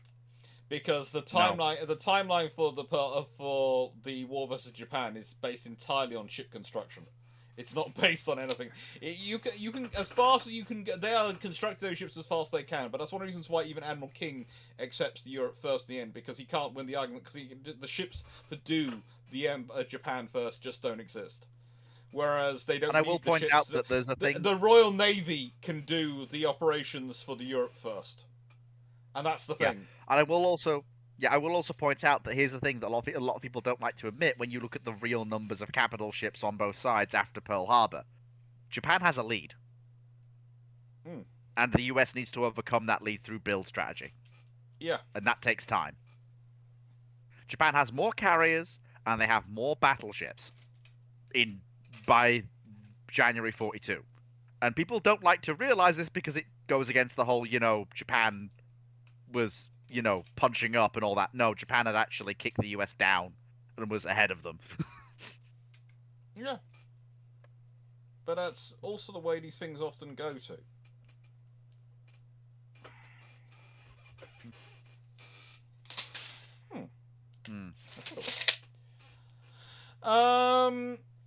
Sorry, before anyone asks what I was doing there, one of my friends just said, because we are preparing for apparently another wedding is coming up, and I'm just guessing this from measurement. They asked me the measurement between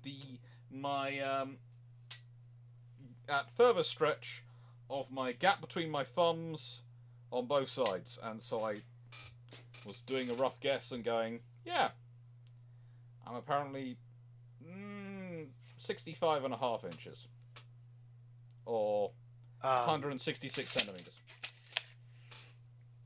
Steve has submitted that there is a value called the hope value, which he believes to be the value the landowner would hope to sell the property for on the open market. Yeah. All right, the next one on the list. Thanks, from new IKB 4472, what, if any, plans did the navies of have in regards to Antarctica in the 20s and 30s? Simple. Go explore, see what's there. Yeah, no, pretty much. nothing militarily planned. Apart from some, even despite all the myths that go around, the Germans literally went there, planted a flag, said this is a thing, and then went home. Look, because the logistics of operating anything in that region is just it's bloody it's hard. So to go to, sorry. Go on up to Clarke. Just the 20s and 30s Antarctica. This is the thing. There are so many wonderfully scripted suspicions around Antarctica, including apparently it's the edge of the world dome and all sorts of things. Please note it really isn't. I've had friends who've been there. It is absolutely freezing cold. It is absolutely difficult to do anything. And one of the reasons why it's so limited and no one's done much exploration down there is, and this is going to shock people, is it takes a lot of money and very expensive to get anything like down there machinery you would need for doing any kind of active exploration to extract materials. And then there's the fact it's cold enough that the machinery itself doesn't like to work. That's the whole interesting thing. It's actually a whole plot line in Red Storm Rising that the Soviets can't re-drill the borehole, or the holes, the boreholes for the oil, etc., because the machinery won't work because it's too cold. Yep.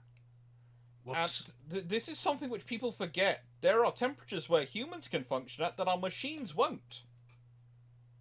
Yep. And when I say function, I mean barely function. The whole incident in the early part of the Korean War where the preservation oil and the initial issuing of gun lubricant, rifle lubricant that was issued to U.S. troops was too heavy in terms of its oil weight, and as such, the venerable M1 Garand kept having jamming issues. Yep. This happens. Next one on the list from Blackburn Maximus. Resistance, Renowned, and Repulse are instead built from the start as battlecruisers, with one extra ship to make a class of 4. They are 35,000 tons standard and small tube boilers to hit 28 to 30 knots with an 11-inch belt and 4 twin 15-inch guns. They missed the Battle of Dogger Bank due to miscommunication, but are there for Jutland. Well, there goes Hipper. Goodbye. Yeah. Nice honestly, knowing you. It's really. Do not pass.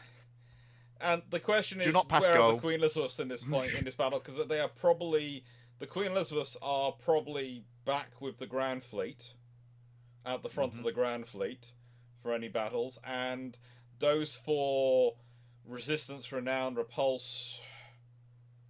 What would the other one be? Resolute. Yeah, probably. No, well, there's already is Resolution. No, I said Resolute, not Resolution.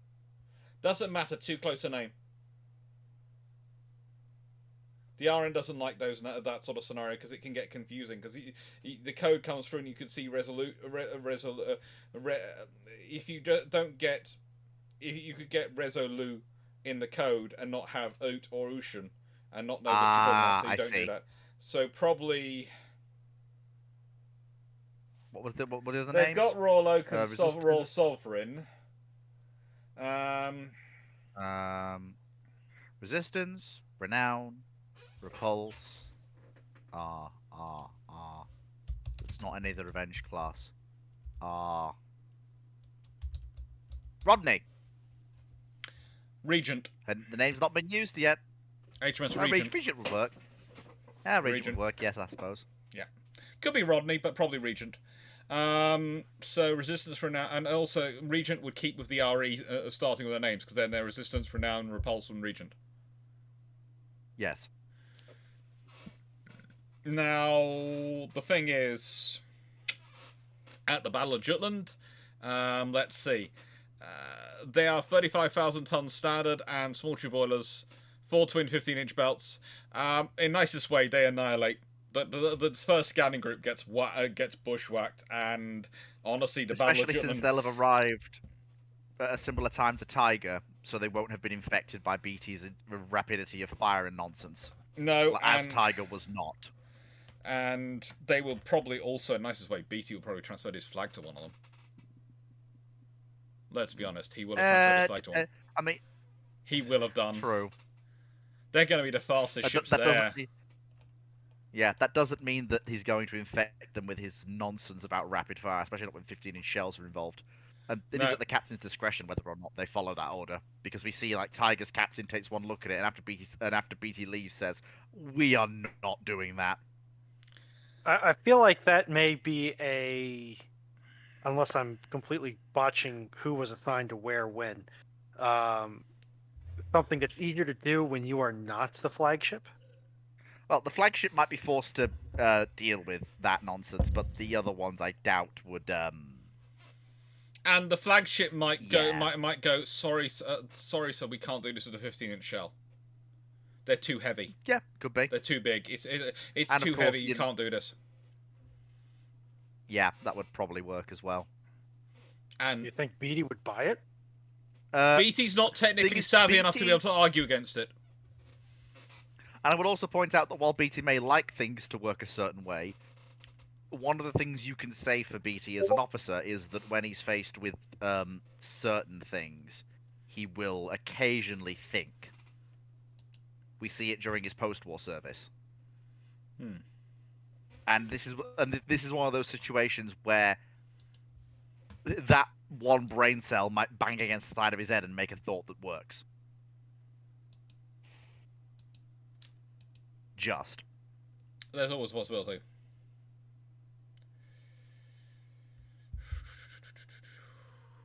Always a possibility, but basically... Coming from Hank. Yeah. My sources indicate Charnos Turbot Hindenburg were built in Slipway 1, and Koenig Battleship and Commander Chief Admiral Scree were built in Slipway 2. What size ship could Slipway 2 construct in 1933 to 1936 timeframe? 25,000 ton like the Koenigs? Ooh, that's a narrow one. But probably could still do a Koenig-sized vessel. It doesn't look... It is narrower, though. Yeah. Please note, I'm just going to point out, we're talking about these two. These are all dry docks. You can tell by their forms. These are slipways. You can tell by its shape. So there's a 1 and 2. 1, 2. And this is dock 3, dock 2, dock 1, if I'm not mistaken. And up here is docks 4, 5, and 6, again, if I'm not mistaken. Yeah. So this is Von der Bergen, Marinelofts Wilhelmshaven, and yeah, it's a well-constructed yard. You can tell it's entirely artificial in its construction because it's completely square. But I would also say they have missed. They've interesting enough. They've also been thinking a lot about the railways while putting them in, because some of the shaping has been designed by the curves of the stuff to go around the railways. And literally, I would argue that this section was designed more with the railway in mind than these in mind, because whilst positioning that here is great, it does give you space to store a ship here and still be able to pull a ship in and out. In practice, you're not going to want to. So in practice, what you would actually want is dock 1 to line up with this. But then that would make it very difficult for getting the curvature of the railway around. Very difficult. So this is what you get when you get these huge constructed yards. They have worked it out as an integrated plan, and there are compromises made for sensible things. And you can tell the crane lines, if you look up here, and so this is the one I was talking about. It's off screen, helpfully, I just realised. But yeah, it's a fun scenario. It is a fun thing.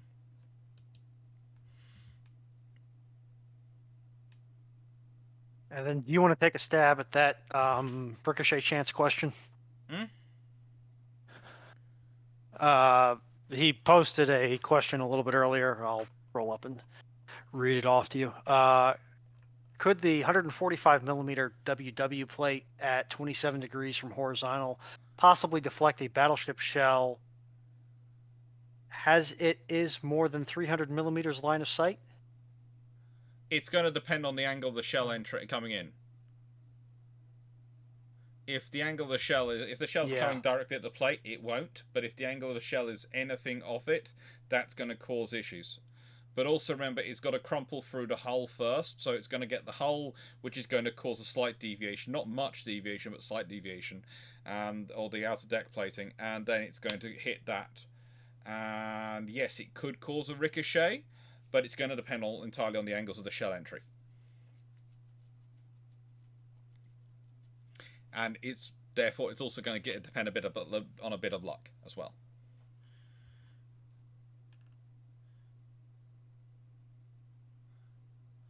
If after death Lord Fisher found himself in charge of the Imperial Navy in Star Wars, how has the Imperial fleet changed?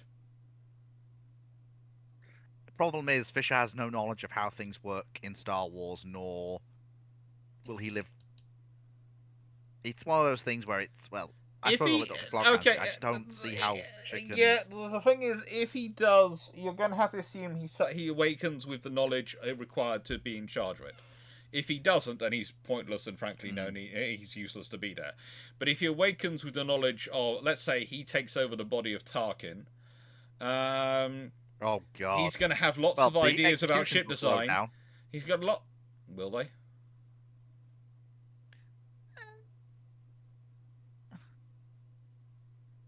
I guess the one thing to say that's going to the alter the scales is that whereas Fisher in reality had peer and near peer nations to contend with, even if they were not peer navies, that is not the scenario you find yourself in Star Wars during the Imperial era. No, you're building for a war. Era. You're building for a war you're told is coming by the Emperor, but you don't know what you're going to be fighting. Because the whole thing was the Emperor was apparently detecting the coming Yuzon Vong? Yuzon Vong. Yuzon Vong. And it's... Yeah. But if you go on what's current established canon, that's now been thrown out. So you'll probably see which means a lot of the fleet doesn't make sense at all. Because there is no reason to build those things, the things they're building, if you don't think the Yuzon Vong are coming. You'll probably see something, I would say, akin to, if we go under the Yuzon Vong structure, you'll probably see something akin to a distributed Tarkin doctrine. Mm-hmm. But I don't think they're building anything bigger than an Eclipse. No.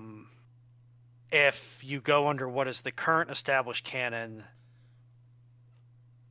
I think Fisher just gets executed by the Red Guard or an Inquisitor, because I don't think he's going to go for, what was it? Operation Cinder.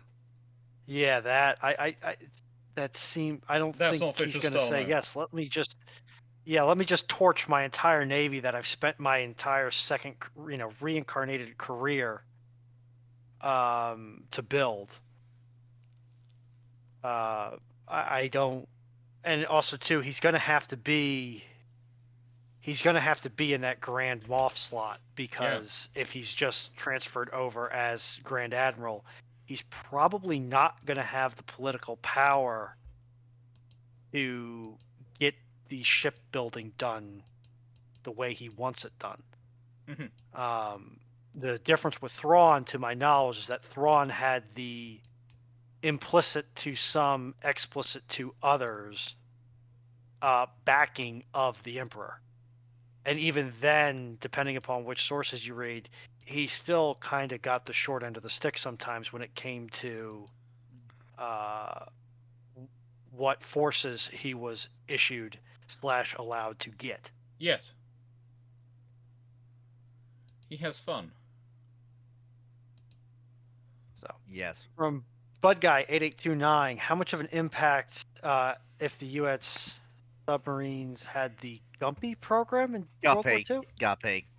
Okay. If the U.S. submarines have the Guppy program, they basically just tear through the IJN and the Kriegsmarine and anyone else in about 6 months. Because they'll have the underwater speed to transit to anywhere in the world they need to operate in very quickly. They'll have working torpedoes, including perhaps post-war torpedoes, and they'll have snorkels. along with directional sonar arrays, depending on which of the Guppy variants we're talking about. You've basically just won the war navally for the Allies in about 6 months. Yep. It's just it's not even funny. It depends, of course, on which of the Guppy programs you're going with, but honestly, it almost doesn't matter. The Guppy program, especially some of the later Guppy programs, the Guppy 3 especially, is just those boats will just wipe them out. You're talking, though, about taking almost technology from about 20 years in advance of when they were. Because we're talking the Guppy 3, Guppy 2 programs, 2 boats being upgraded Guppy 3 in 1961 to 1963. So those boats are 20 years on in the future. That's just not fair. Going to Ace Pilot 2004's question. Do you believe that the U.S. submarine campaign was more or less effective split between the two commands than if it was under one unified command? What was it historically? I think it was split between 2 commands, because it had to be, because of the logistics of and coordination of the submarines over the distances. It's basically... I couldn't remember. It's a limitation that you could... Maybe if you could have it under one commander, that's great, but where would you put that commander, and how would they control everything? And my reading related to this the subject only really refers to operations out of Pearl. So you've got also the operations out of Australia, etc. You have to, if you think about the distance between Pearl Harbor and Australia, imagine kind of trying to coordinate forces in 1942 based in those different areas, and doing it from one central command. Where do you want to be based? MacArthur could have done it. Oh, do not. In the chat that has not heard me speak frequently, there is heavy sarcasm on that one. I would say that for your own security. That's why I'm saying it. And then from 9681, is it reasonable to assume if the Dutch East Indies hadn't broken away that all the Soviet stuff that the Indonesian Navy bought wouldn't be brought? Yes, because why would the Dutch East Indies buy the Soviet Navy Soviet stuff if they're run by the Dutch? Yeah, it makes... Yes, they wouldn't. Well, they wouldn't have any purchasing decisions of any kind, since they'd still be their defense would still be in the hands of the Dutch. And if they go, if they eventually go independent, under decent circumstances, they're probably so heavily integrated into the Western world by that point that they buy Western equipment. Can I give a layman's take to Blackburn's question? Oh, please do. Question 18, what if instead of the Archduke, it's Kaiser Wilhelm being assassinated by a Frenchman in Alsace-Lorraine? To my knowledge, the series of interlocking alliances is still in effect, but I do not see Britain intervening on the side of France. I would only see Britain intervening to secure Belgium. And the thing is, the Entente Cordiale hasn't been finalized yet. And if it's Kaiser Wilhelm being assassinated by a Frenchman, it is very difficult for Britain to back France in that case. That's the root of my process there. It's also very difficult for the Russians to back the French in that case, given that the Tsar's cousin has just been assassinated by a foreign national, alliance or not. Yeah, especially a foreign national of the nation. Yeah. Sorry, brain fart there. Crown Prince Wilhelm is 32 at this point, so he would probably take over. It's important to bear in mind, though, that Wilhelm III has a cooler head than his father. Yeah. But that may not... Now, it depends entirely on how the Germans choose to play this. If the French will do the logical thing and quite rightly invite the Germans in to investigate, if there's a ring here, if he was acting alone. Because the French basically have to save face. They have to bring in everybody, bring in all the intelligence services of Europe, bring in the British, the Russians, like a multinational, to find out what the heck's happened. If the French do that, there's a chance both war can be prevented and the alliance structures with France and with Russia and Britain can be held up.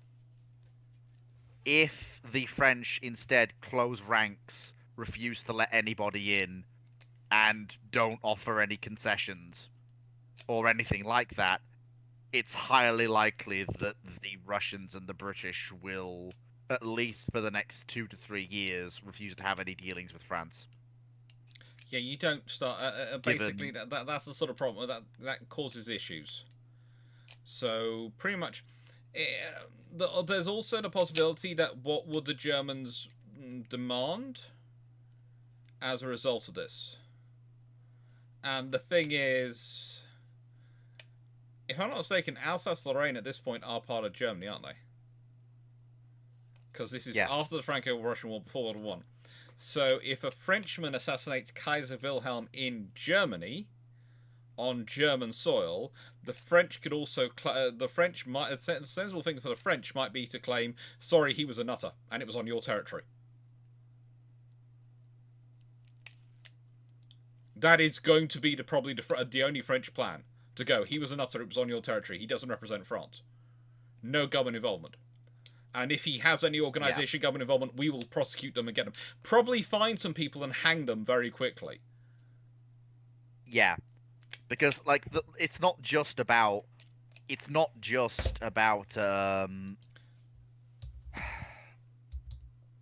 what's the word? It's not just about whether or not there's any truth to the matter. In order for France to retain its vital security agreements with Britain and Russia, it has to make a show of helping the Germans any way they can. Yeah, and the more interesting thing is, if you consider the history of the Dreyfus affair, etc., in France in this period, you can always pick who they're probably going to start picking on. And to Ibex's point, I think at this point, Germany had already essentially withdrawn from the naval's arms race because the army finally stepped in and was like, okay, you may want the shiny boats, but... Yeah, basically the British had with the Queen Elizabeth class and then the R class, but the Queen Elizabeth class had done it, had basically made the battleships so expensive that they were interfering with the army's budget. And that meant politically the Navy lost the battle in Germany. And at that point it comes like, what, a 4- or 5-way race between US, UK, France, Italy, and Japan? Maybe swapping France with Austria-Hungary. And let's be honest, I would say Wilhelm III is not quite as a navy-centric gentleman as his father was. He's not quite as obsessed with ships. And two, that's also much more of a tech race than it is a numbers race. Yeah, I will also point out that it's 1914 anyway. If we're assuming instead of the Archduke, it's it's a flip.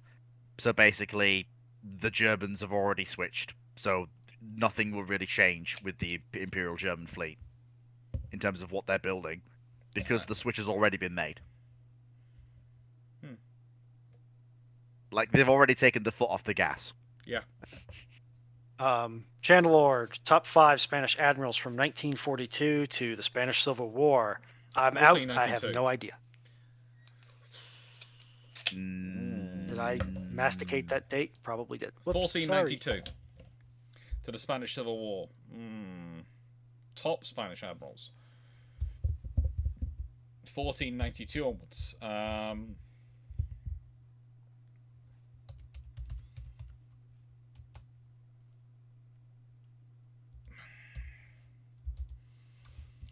Well, I'm sorry. As much as I do believe the Duke of Medina Sidonia did do his best, I don't think he really was the best admiral the Spanish had. I think the gentleman he replaced would probably have been a far more viable candidate for that. So I would go with... Oh, good lord, why have I forgotten who Medina Sidonia replaced now? My brain is killing me. It is causing me trouble. Don't look at me, I can't help you in this one. You're on your own. We are well outside my wheelhouse. You don't remember who was the predecessor to the Medina Sidonia in charge of the Armada? I hope you're not asking me that question. I barely know anything before about Marquis de Santa Cruz. 1920. I'm going to say it was the Marquis de Santa Cruz, and I am not sure. I'm just going to Wikipedia it.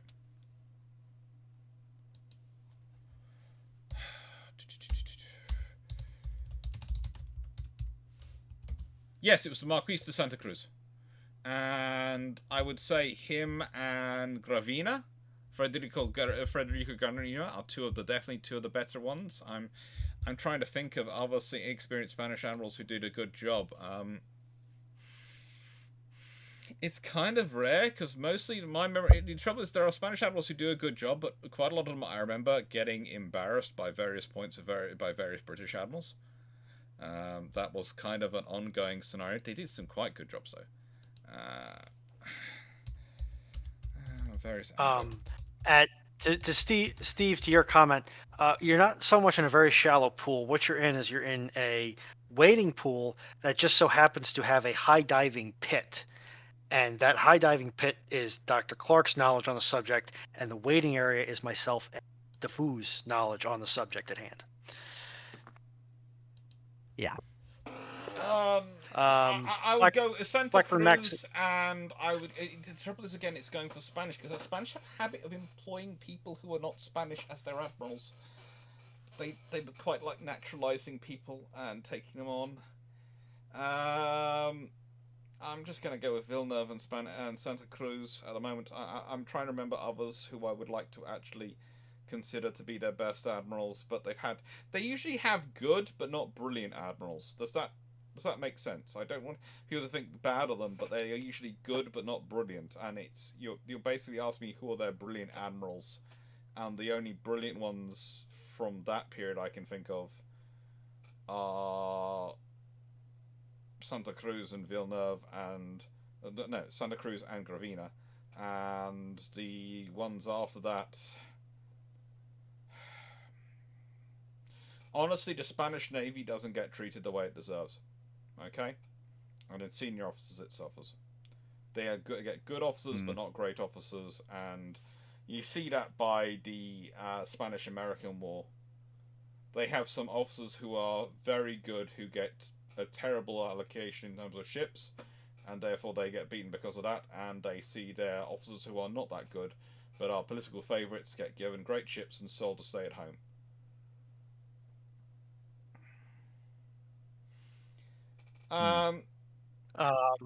What if Quebec?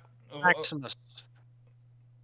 What if Quebec had brought HMCS Quebec and HMCS Bonaventure from scrapping and had them as a museum ship at Quebec City?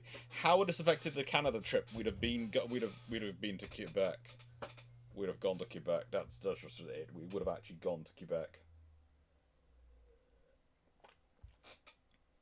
In the nicest way, it would have been Halifax, it would have been Hamilton, and it would have been Quebec instead of Halifax and Hamilton and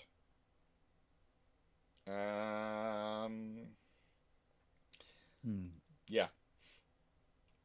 Bad Guy 889, what do you think of the US rapid dragging concept for war in the Pacific against China? I'm going to leave this to you two, and I'm going off quickly to the facilities, and then I'll be back for the last question. Right. I hate to say this, Doctor, but I don't know anything about it, and I don't want to comment on it for fear that I know something that I don't know that I know. Rapid dragging is the concept where they take a transport aircraft and fill it full of tomahawks and then drop them out the back. Okay, so they're just cheaping out on sending the buff out there, is what I'm hearing. Kind of. It's more of a. It's an interesting concept. But it's how do I put this? It's one of those things where it's one of those concepts that will probably need to be tested in combat.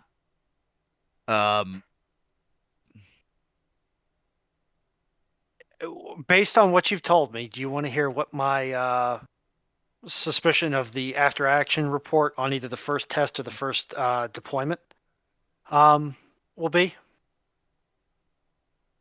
It's cheaper, easier, and simpler to just load up a B-52 with as many T-LAMs or Tomahawk anti-shipping missiles as its hard points will bear, and then send it out there. It is simpler, but it's actually not cheaper once they've actually got them in service. From what I understand, they can carry more, which is actually really, really silly. Right. It's like we're talking an aggressively silly amount of missiles. Yeah. Okay. My logic is that the B-52 comes with all of the targeting hardware and launch staging hardware that you need for that kind of thing built in, whereas you're going to have to retrofit a Galaxy, a Hercules, or whatever they're planning on using to the purpose. Oh. Yeah, I kind of agree with Ibex's. It's either going to be a Nat 20 when you deploy it, or it's going to be a Nat 1 when you deploy it. At least initially, and then it'll take a lot of teething that may or may not be worth it. Yep. Hmm. Hey, Stafford. So the last question is this one, I think. Well, no, there is also Michelle's alternate question. history. Michelle's question, which has appeared down below the questions are closed as well. But alternate history from Clarke and Kino Forever. I will say this in defense of Michelle. I had put in a message earlier saying to disregard all bot messages because I was sending a bunch of random bot messages into the chat. So, and I also hadn't locked the chat, so that one I'll let slide. Let's suppose the high school fleet, or no, the high seas fleet, excuse me, does not high school fleet would be fun. High school fleet instead of High School Musical. All those in favor of that program. High School Fleet, High School Musical. That program actually exists. I'm sorry to say. Already exists, and it's anime. The integrations it's had with World of Warships is why that's how I interpret that acronym, and not as High Seas Fleet. Yeah. But anyway, the High Seas Fleet does not scuttle, and France manages to secure a sizable portion of it in negotiations. How does this impact German naval infrastructure, as these ex-German ships will still need to supply parts? It does not impact German naval infrastructure in any meaningful way, if at all. Basically, because as the can I carry on? Yeah, go on. Basically, because as the French work through these ships and operate them, they will be pulled in for refits and rebuilds. And when that happens, the French will gut them and replace everything that they can't get spare parts for in Germany with things they can get spare parts for in France. The only possible exception to this is the guns, and even then, I wouldn't put it past the French to come up with French versions of German guns just to spite them anyway. Oh, well, it's a whole lot easier to retool your infrastructure than it is to have to build the infrastructure from zero. And France largely has the infrastructure that it can retool if it wants to. Also, what you're both forgetting is the reparations which France is getting from Germany as part of the Treaty of Versailles. In this case, some of those reparations might include the actual equipment and physical equipment they use to manufacture. Yeah, that too. So basically, instead of you having to worry about buying the parts off Germany, you take the whole factories and milling plants, etc., that produce the equipment, and you take them to France from Germany. Kind of like the Russians did after World War II. I would say that you might be well advised to take hold of those plants during the treaty negotiations, and then send over some of your machinists to help supervise the disassembly and packing of those plants, so that no disgruntled German machinists decide to play games with how it's disassembled and stored. Without a doubt. The image of surrendering forces slamming their flintlocks on the ground in hopes to break the internals comes to mind. Yep. And Michelle's question: pick a mix a new navy for the late Cold War US or UK, similar in cost of placement, with any ships that then being laid down worldwide instead of the country itself. Okay, well, the contemporaries for the for the Invincibles are the Kievs, And I think if I was adapting a Kiev to a Invincible class, that would be quite good. Yeah, the Kievs are actually much more capable than the Invincibles. The only exception is the lack of a ski jump, but that can be fixed. If I Western teched it for an Invincible, it would be a really interesting change of pace, because if we consider in sort of the Kiev is 42 to 45,000 tons, depending on which one you're going, and I would of course want to change all mine for Bako, aka Admiral Gorshkov ones, compared to the Invincible's 22,000 tons. And I would actually want to swap over, though. I would want to try and get them away from the turbo pressurized boilers to combine gas and gas, as the British had in the Invincibles, because that's far more efficient.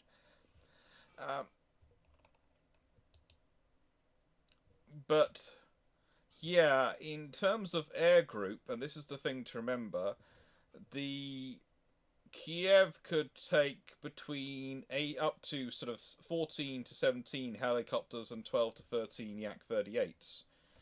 The British one, the Invincibles, were 12 Sea Kings and 8 Sea Harriers. I think you can easily get an air group of at least 12 and 12 from a Kiev with Sea Harriers and Sea Kings. I think you can do that quite easily on that vessel. So the Royal Navy could do some very nice things with that ship. So if that's my carrier at the centre of my group, westernised to have the better communications gear and radars, you guys want to change around what the British will have in terms of destroyers and other ships? Well, I'm guessing you get the Ticos for our destroyer, or Ticos or Burks, do you think? Burks. Like, I love the Ticos, but I'm sorry, lovely. if it's destroyers, it's got to go Burke. I'd like a Burke Makes build, sense. but take your idea of making Are you both there, or am I talking to myself? No, we're here. We're here. Yep. We are in fact here. I can hear Fleet. I can hear you. I can hear you as well, us. Dr. Clarke. Oh dear. Uh-oh. He's no longer boy. receiving. Now here's the thing. Is chat receiving us?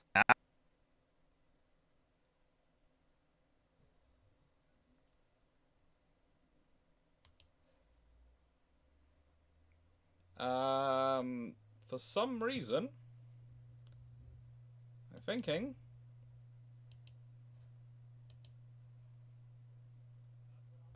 I can now hear you again. I can now hear you again. Hey! Okay. Clunked it over the head enough. Eventually, it'll work. Yes, you can all hear all three, but I couldn't hear them. My idea for the escorts would be to build out Burks, and take your idea of making, what was it, 1 and 4, 1 and 5, nuke powered to keep up with a fast carrier task force. Yeah. Although, who's getting fast carriers at this point? Because the thing is, the reason I didn't go with a Nimitz class and or any of the American carriers is just crewing them would be an absolute nightmare for the Royal Navy. But where are the Americans getting their carriers from? Because no one builds carriers like the Americans in this period. Unless they're going to buy Charles de Gaulle's.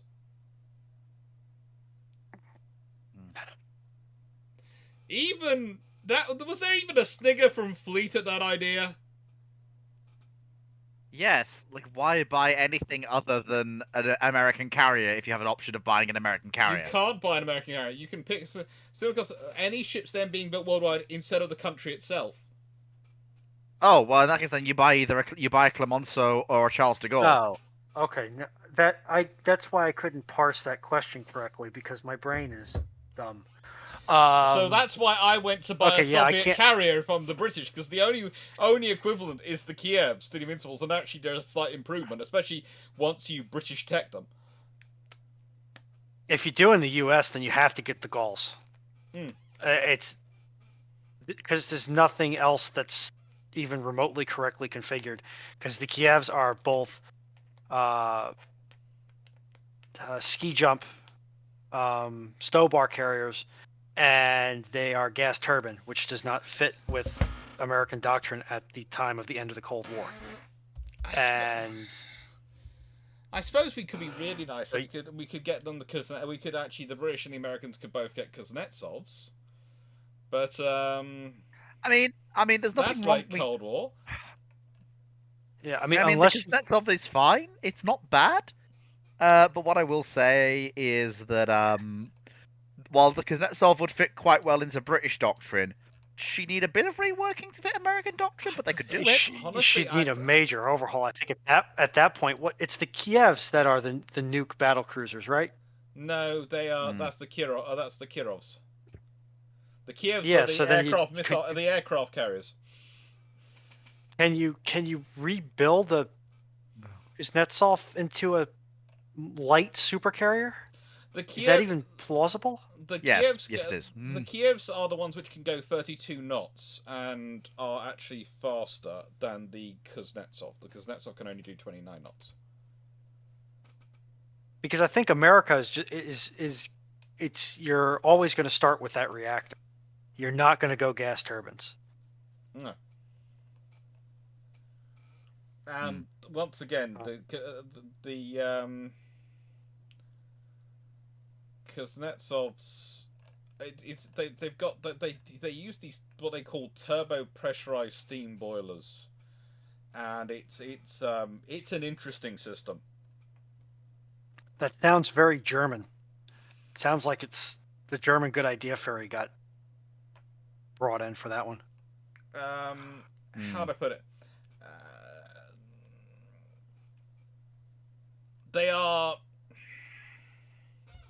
Look, turbo pressurized boilers. Basically, the basic problem with them is that they were okay to keep the Kievs sort of rocking around.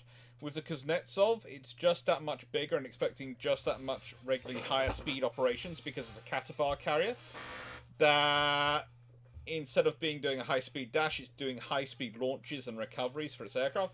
That's high pressure steam is something you don't like to play around with. This is why I want to convert them. I would take a Kiev and convert it to gas turbines. I could take a Kuznetsov and convert it to gas turbines for the British as well. Honestly.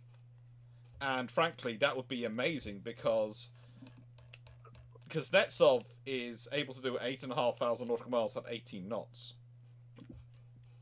On a gas turbine system, the British could probably get that vessel, which is 55,000 tons in standard, to do a lot further.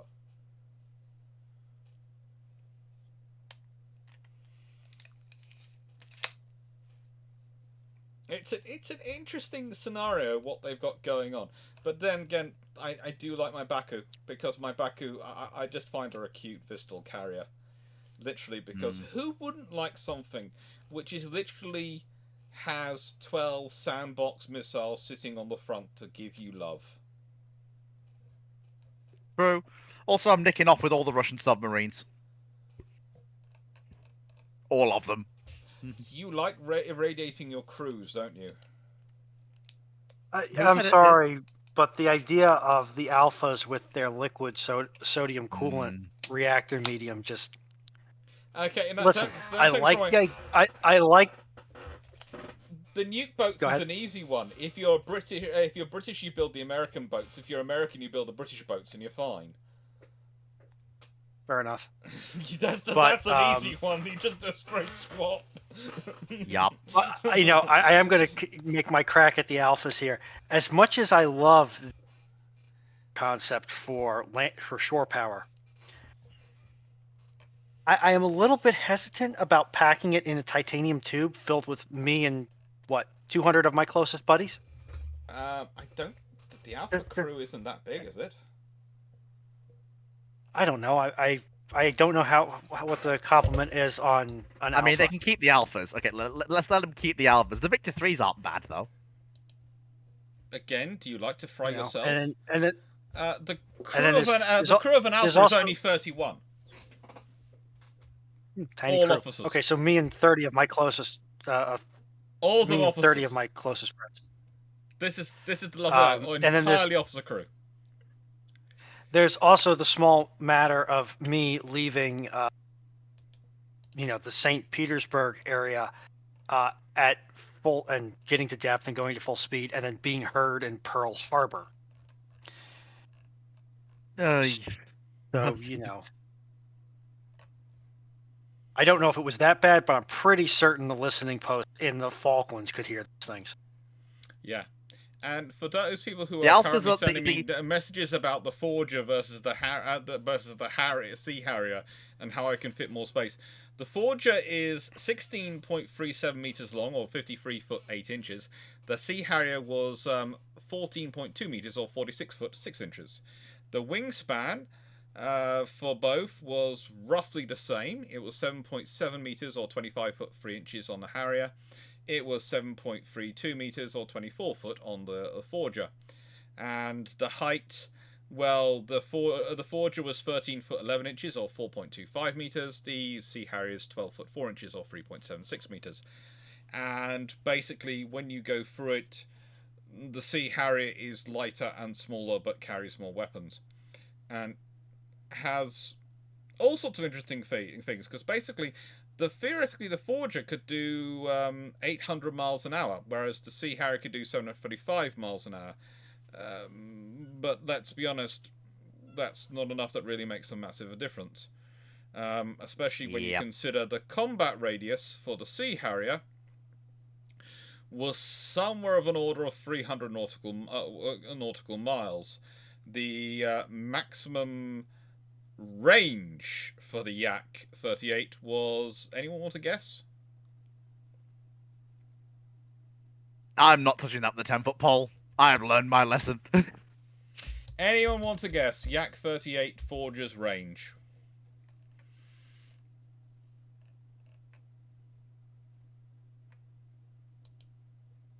Don't look at me. I am the dumb. We have one bid from Melanie at 300 clicks. I'm letting people put in their things. I'm also probably giving enough time for them to look up on various positions. But you can look it up if you want to. But it's interesting.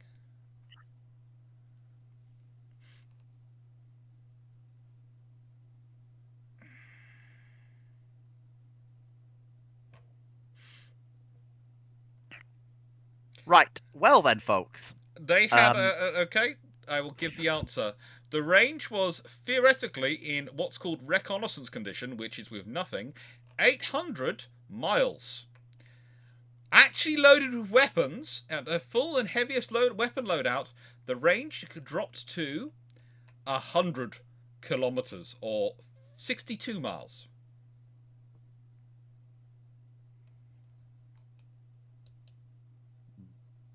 Oh, good lord, that is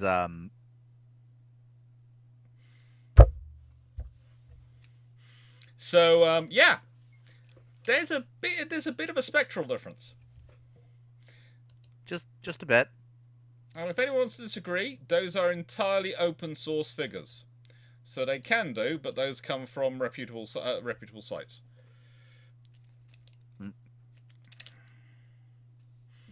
Basically, well, the Forger is so designed around getting to the top speed, and so designed around its shape. The moment you add anything on the external stores, you ruin its airflow and aerodynamics. Is that the same one that when you go full war emergency power, it essentially just mulches its own turbine blades? Yeah. Lovely. Yak 38 had some very interesting ideas and was very innovative in some interesting ways. But to try and achieve the headline targets they were aiming for, they made a lot of interesting compromises.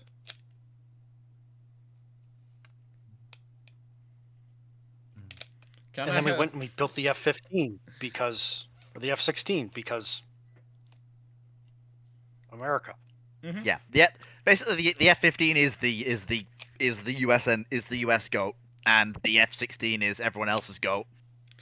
Combine them together, you get a out of context problem for the Russian Air Force. No, you have to remember the Americans build their aircraft to what the Russians claim their aircraft can do.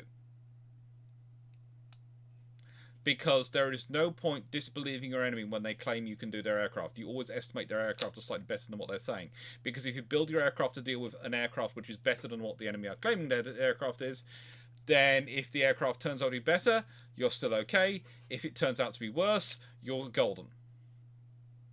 So you always build it to your enemy's claims. And this is the trouble for the Soviet Union, and the trouble for for a lot of scenarios, is that the Soviet Union had a lot of structural issues it was wrestling with, especially the population losses from World War One, the Civil War, and then World War Two, and the effects that had on their population. Especially their technical population, and when you're dealing with these issues, and propaganda is your way of life, especially within a dictatorship, where reporting honestly can get you killed, but reporting it's brilliant, can get you promoted. You end up producing and saying, "We're producing this fantastic aircraft." And so the Americans get worried and invest to build an aircraft that can beat it. Then it turns out your aircraft is nowhere near that, and the Americans have built something which can... And that's why you end up with the F-22 program, which is basically officially designed to beat the F-15, because there wasn't really anything which was a justifiable threat to that could beat the F-15 at that time, when they're trying to finish off the F-22. And yeah, that's how like you said, that's how we get the kid.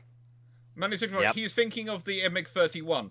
Yeah, the MiG-31 is also another aircraft that does it. The Forger also does. There are a couple of Soviet-era aircraft which have that. They do a high-speed run. They get all the aboard. We did the high speed. Let's forget that we now need to replace the engines. Yeah. I think some modern powers that have their own organic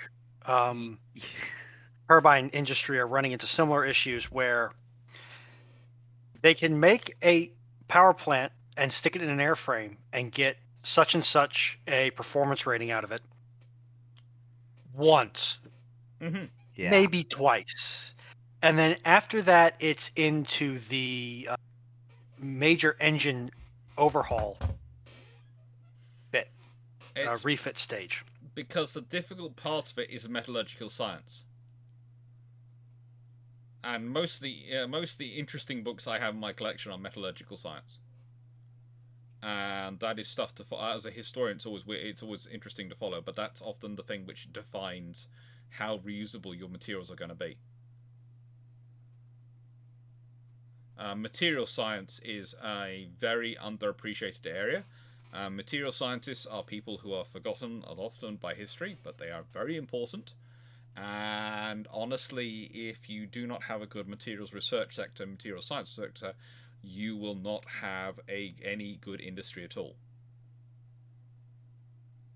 And then on top of that, I will point out that in nations which rely heavily on conscripts to make up the continuing bulk of their forces, you cannot necessarily design systems to be as high engineering, bleeding edge engineering as you can on a purely volunteer force, because you have slightly less control over who you're getting and where you're sending them, and those people might be slightly less motivated to do the job to spec. In answer to Melanie 1640, the 800 miles range is given on National Interest Org, which is always an interesting system, but it's also given on a couple of other sites as well, including some Russian ones, which are sort of the military factory, etc., and those things as well. Also gives that figure as their top range, but quite a few of them, military wiki, etc., all basically listed as it's the top range for later models in reconnaissance form, which basically means they're carrying a camera and that's it. Mm-hmm. You can't really build a navalized F-22. It's a bit too complicated to be navalized. The F-35 is much better. That's why the F-35 exists. Honestly, to build a navalized a navalized F-22, it's the airframe which will be the problem. You are going to ruin that airframe for carrier landing. It's basically a Spitfire. And for the people in the back of the class, the presence of a tailhook on an F-22 does not indicate that it is readily convertible to carrier duty. Mm-hmm. That tailhook is there for short landings on earthen runways. Yeah. A short landing on a ground runway is an entirely different definition of short versus a short landing on a carrier. And it's also, how do I put this, an entirely different kettle of fish compared to in terms of the crash you get when you land.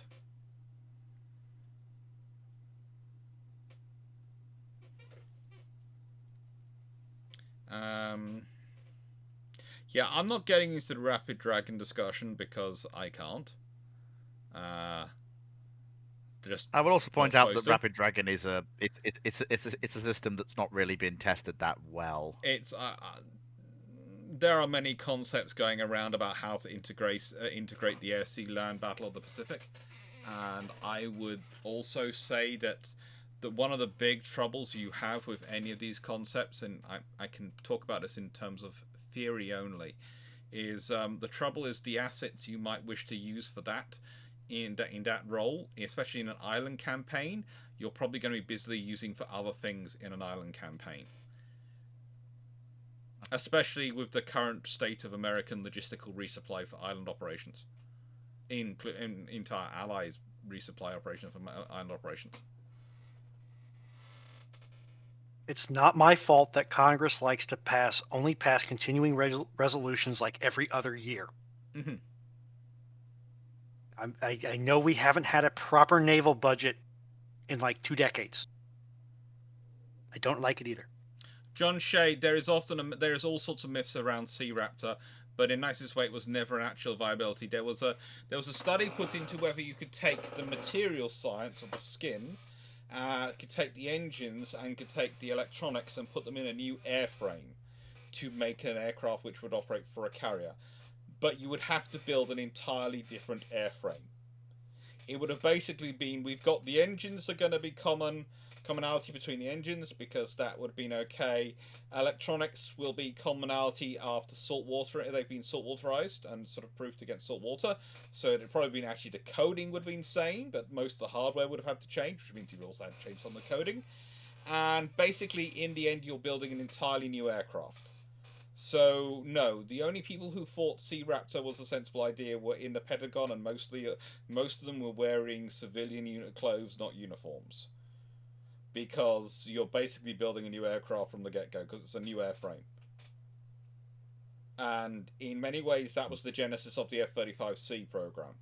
Because that was the requirements which then led into the F-35C. And if you look at the F-35C versus the F-35B and F-35A, there is a reason for the differences in it, and most of them come from that program. Yeah. So the F-35A, which is the CTOL variant, I believe.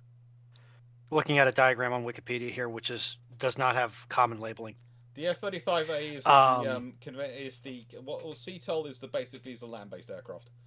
The F-35A is the Air Force aircraft. Its empty weight is a shade over 29,000 pounds. Mm-hmm. For the F-35C, its empty weight is a shade over 32,000 pounds. So there's 3,000 pounds difference between the two of them, as well as about 1,500 pounds of fuel. And it is functional in many ways the same aircraft as far as weapons pilot systems. Mm-hmm. So a lot of that extra 3,000 pounds is going into the airframe. And then pretty much the entirety of the 3,000 extra pounds is going into the airframe. They also have thicker titanium components in various points. That's all stuff which has been publicly admitted on television programs. There was a lovely program about building the F-35 a few years ago, and the discussions on the F-35C were illuminating in what they left in and what they didn't include. Mm-hmm. And the F-35C is a very different beast to the A and the B. The F-35C is, I would argue, it is made to be. It's basically designed with the idea of each carrier having a single squadron on them, and they're your day zero penetrators. And Blackburn, I think if you were going to re-engineer, if you were going to make a super lightning in that case, you're pretty much going to whatever the new designation number after that, F-36 or what have you. Because if you are going to if you're going to change it to a twin engine aircraft and keep the capabilities it currently has, that is a crazy amount of re-engineering to that point. So I think you would go to a new type at that, unless the DoD wanted to do something funny where they said we need to keep the same number to get Congress to pay for it, but we need a whole new aircraft. Basically, what they do with the Super Hornet, then. Yeah, pretty much. Yeah. Although at least the Super Hornet looks reasonably similar to the stock Hornet. I don't think you could make that same claim for the. They have a family resemblance. They could be distant cousins, yes. Now I want to look up profiles to see exactly how badly I just put my foot in my mouth.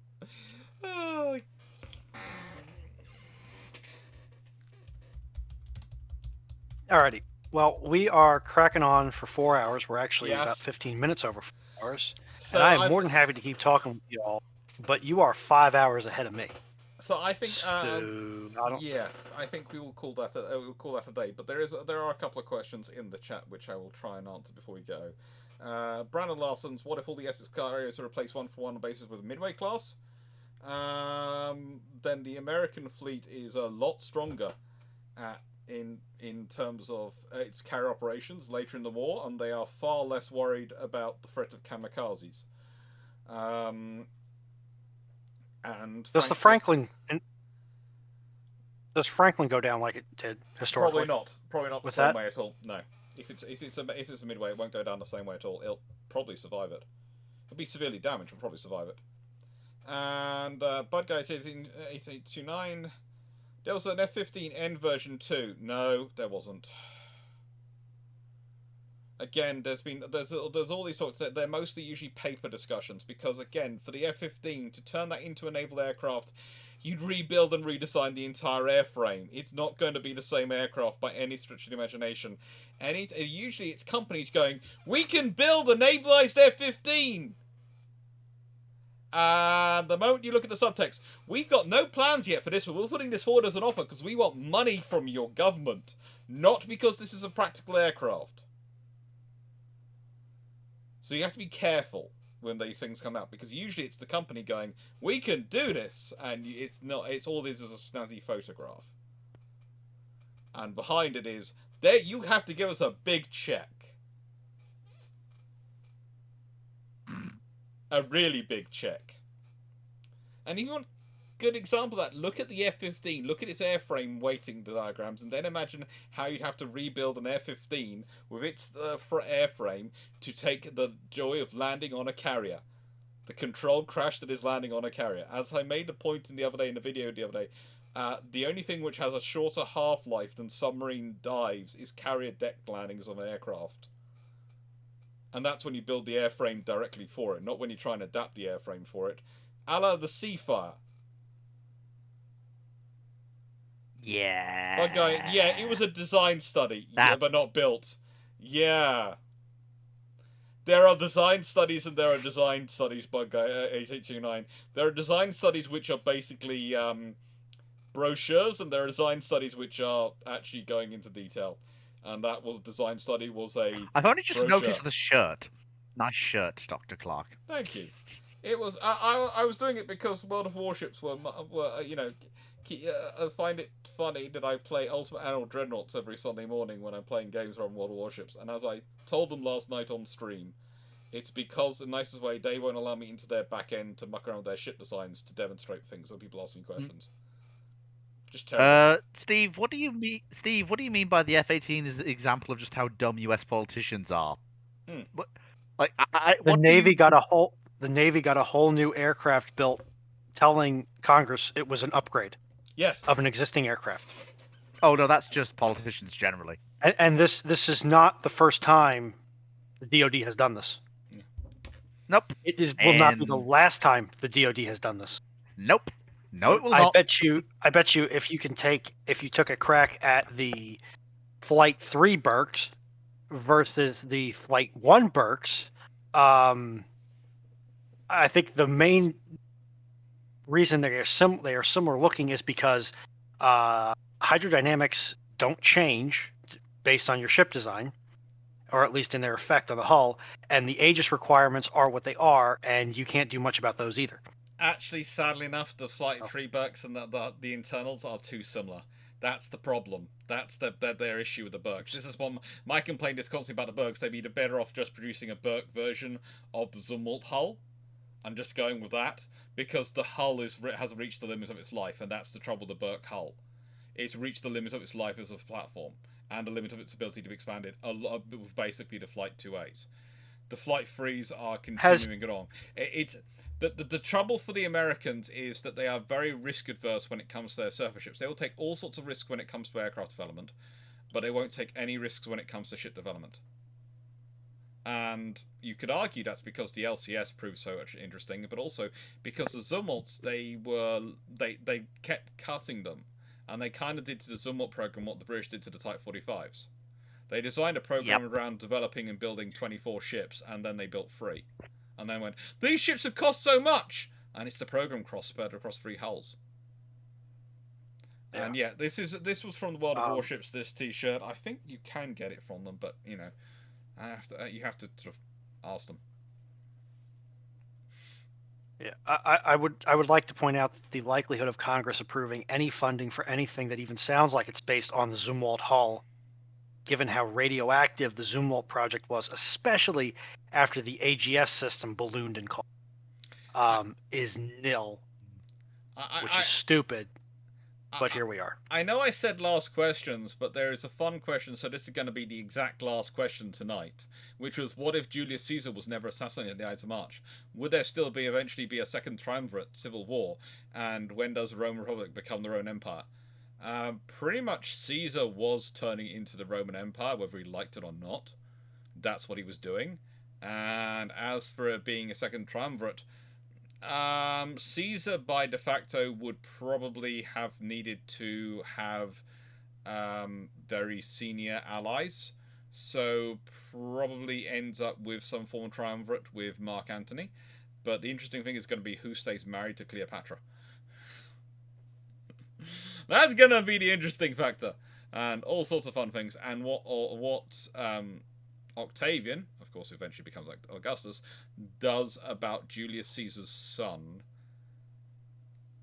claimed son with Cleopatra, I should say, acknowledged son with Cleopatra, Caesar. So there's a whole interesting thing there for future civil wars. It's a fun thing. Anyway, that's it for this evening. So questions are over. Done. Thank you very much to the Fleet of Oceans, who's on tomorrow evening. I hopefully will join him. Yes, that does depend on British gas. That does depend on British gas people. And to Runon, who has been trying to do working repairs and also joined the conversation this evening. So thank you very much, both of you, for joining. It was a lot of fun chatting you. And if you're going to keep doing this in future, I'm going to insist on sticking your pictures up on screen. So. Oh my lord. That's fun. Well, that's going to be interesting. So, take care. Have a good night. Thank you. You're getting an icon. And yeah, I know I'll be getting an icon from you, Runon. I do, Raz. Anyway, Yeah. Thank you very much for joining me. Do you want to say Bye, goodbye? everyone. Runon? Thank you. Thank you very much, Sharon. Take care, everyone. I think. And, yeah, hopefully join you for Ramblings tomorrow. Good. And... Bum. Are we no longer live?